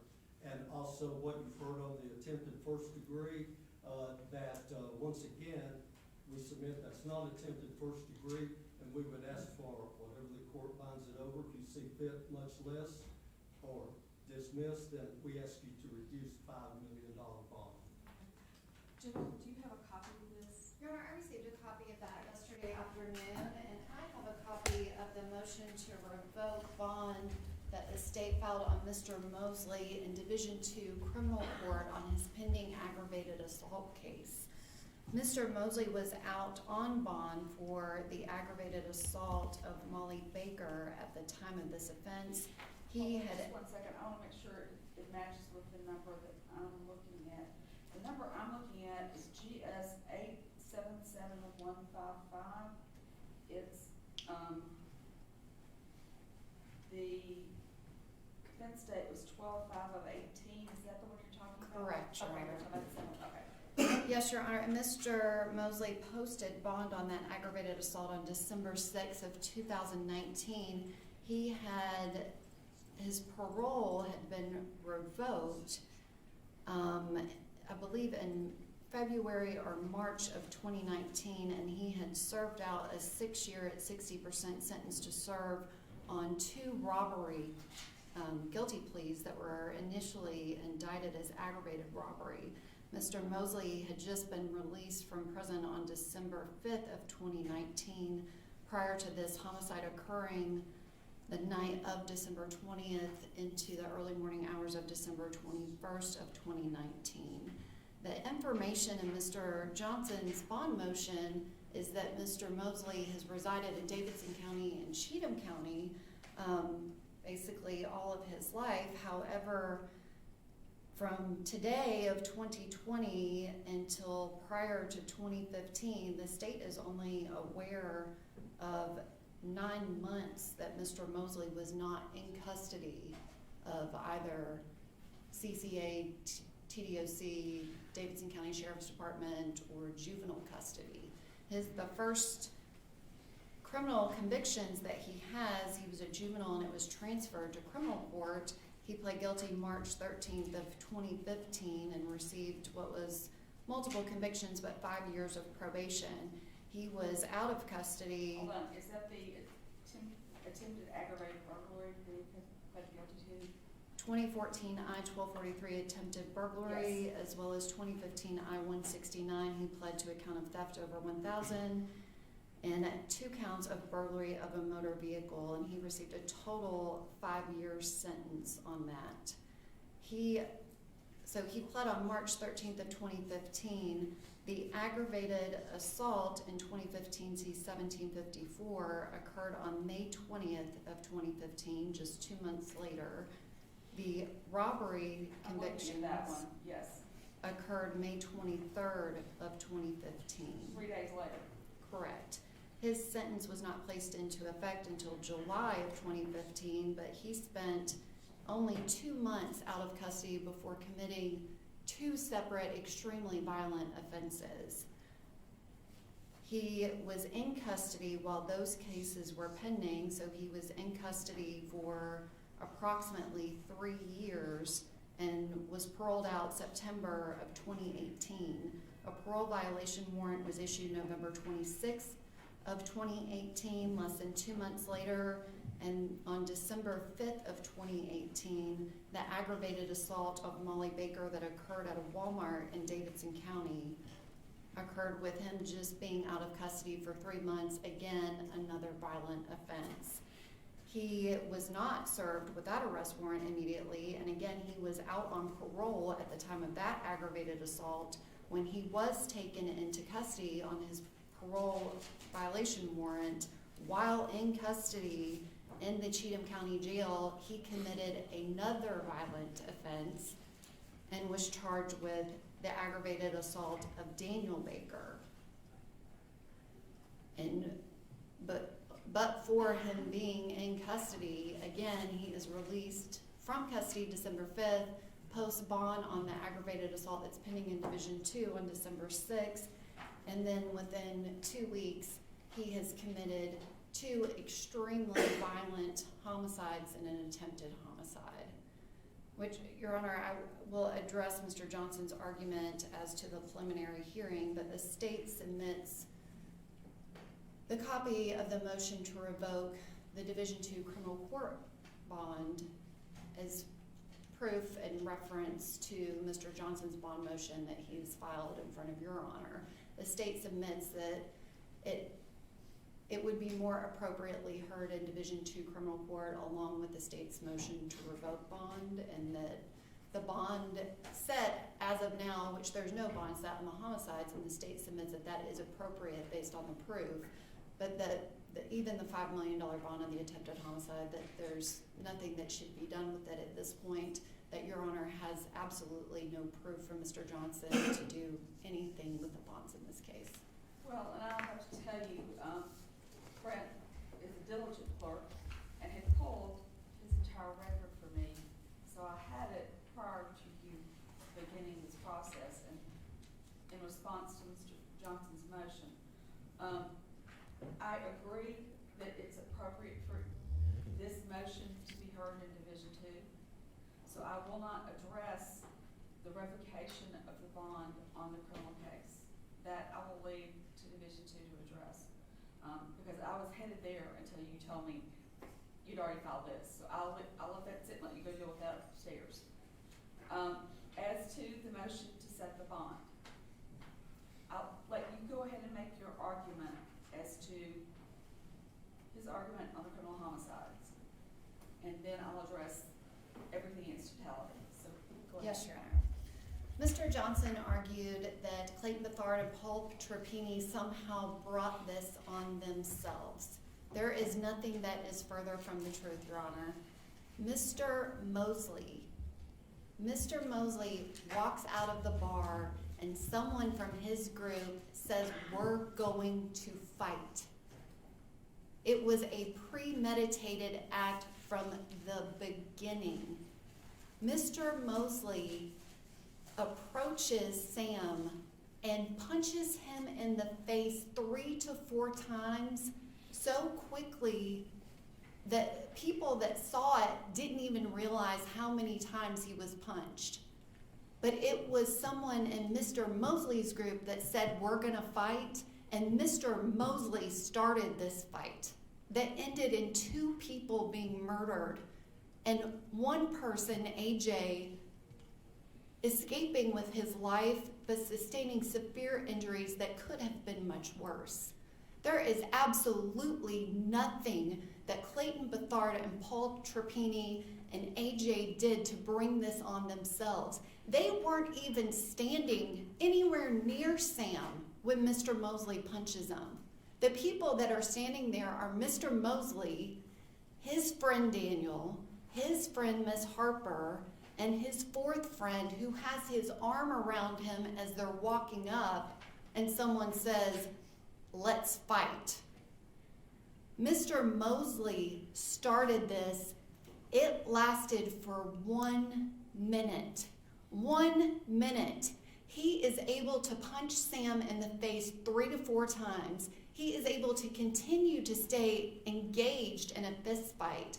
The only time that he is knocked down, and again, this is in less than 1 minute, Clayton Beathard hits him and knocks him down.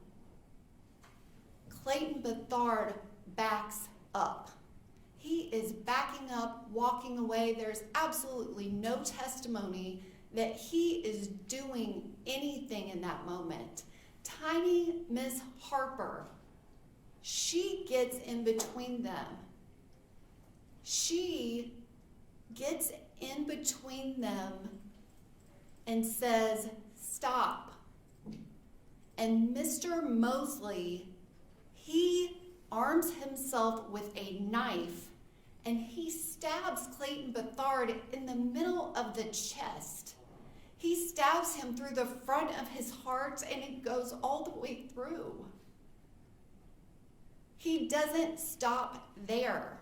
He stabs Paul Trapani in the side and in the middle of the chest. And he doesn't stop there. He stabs AJ in the eye and into the joint of his elbow. He stabs 5 times, kills 2 people, and almost kills a third after he has already punched one person 3 to 4 times. This all happens in 1 minute. This is Mr. Mosley. Mr. Mosley brought this on these victims. It is a premeditated act, absolutely. Every single minute of it is a premeditated act. The state submits that there is ample cause for probable cause, but there is proof beyond that, and that these charges should be bound over exactly as they are charged, and the bond should stay exactly the same. I know I have no right to answer here, but I believe there were several misstatements of what came from the witness stand, Your Honor. Well, I have copious notes of the written stand, as you both know, or at least General Hunter knows. From the very beginning to the end, I take copious notes and make certain that I do the best I can to get the facts straight. So, Mr. Johnson, I think I've got the facts straight. And General Hunter and General Norman, I believe I do. And based on the testimony I've heard from all of the witnesses, even though I didn't see the tape, I feel like I know every step in the tape. In reading what criminal homicide is the unlawful killing of another person, which may be first-degree murder, second-degree murder, voluntary manslaughter, criminal negligence, homicide, or vehicular homicide.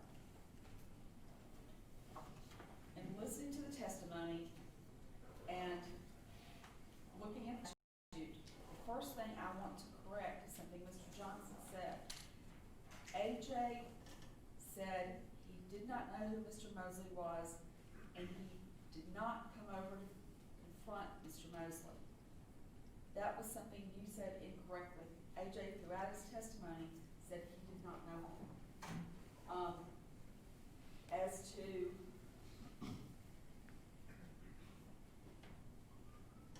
about the right one.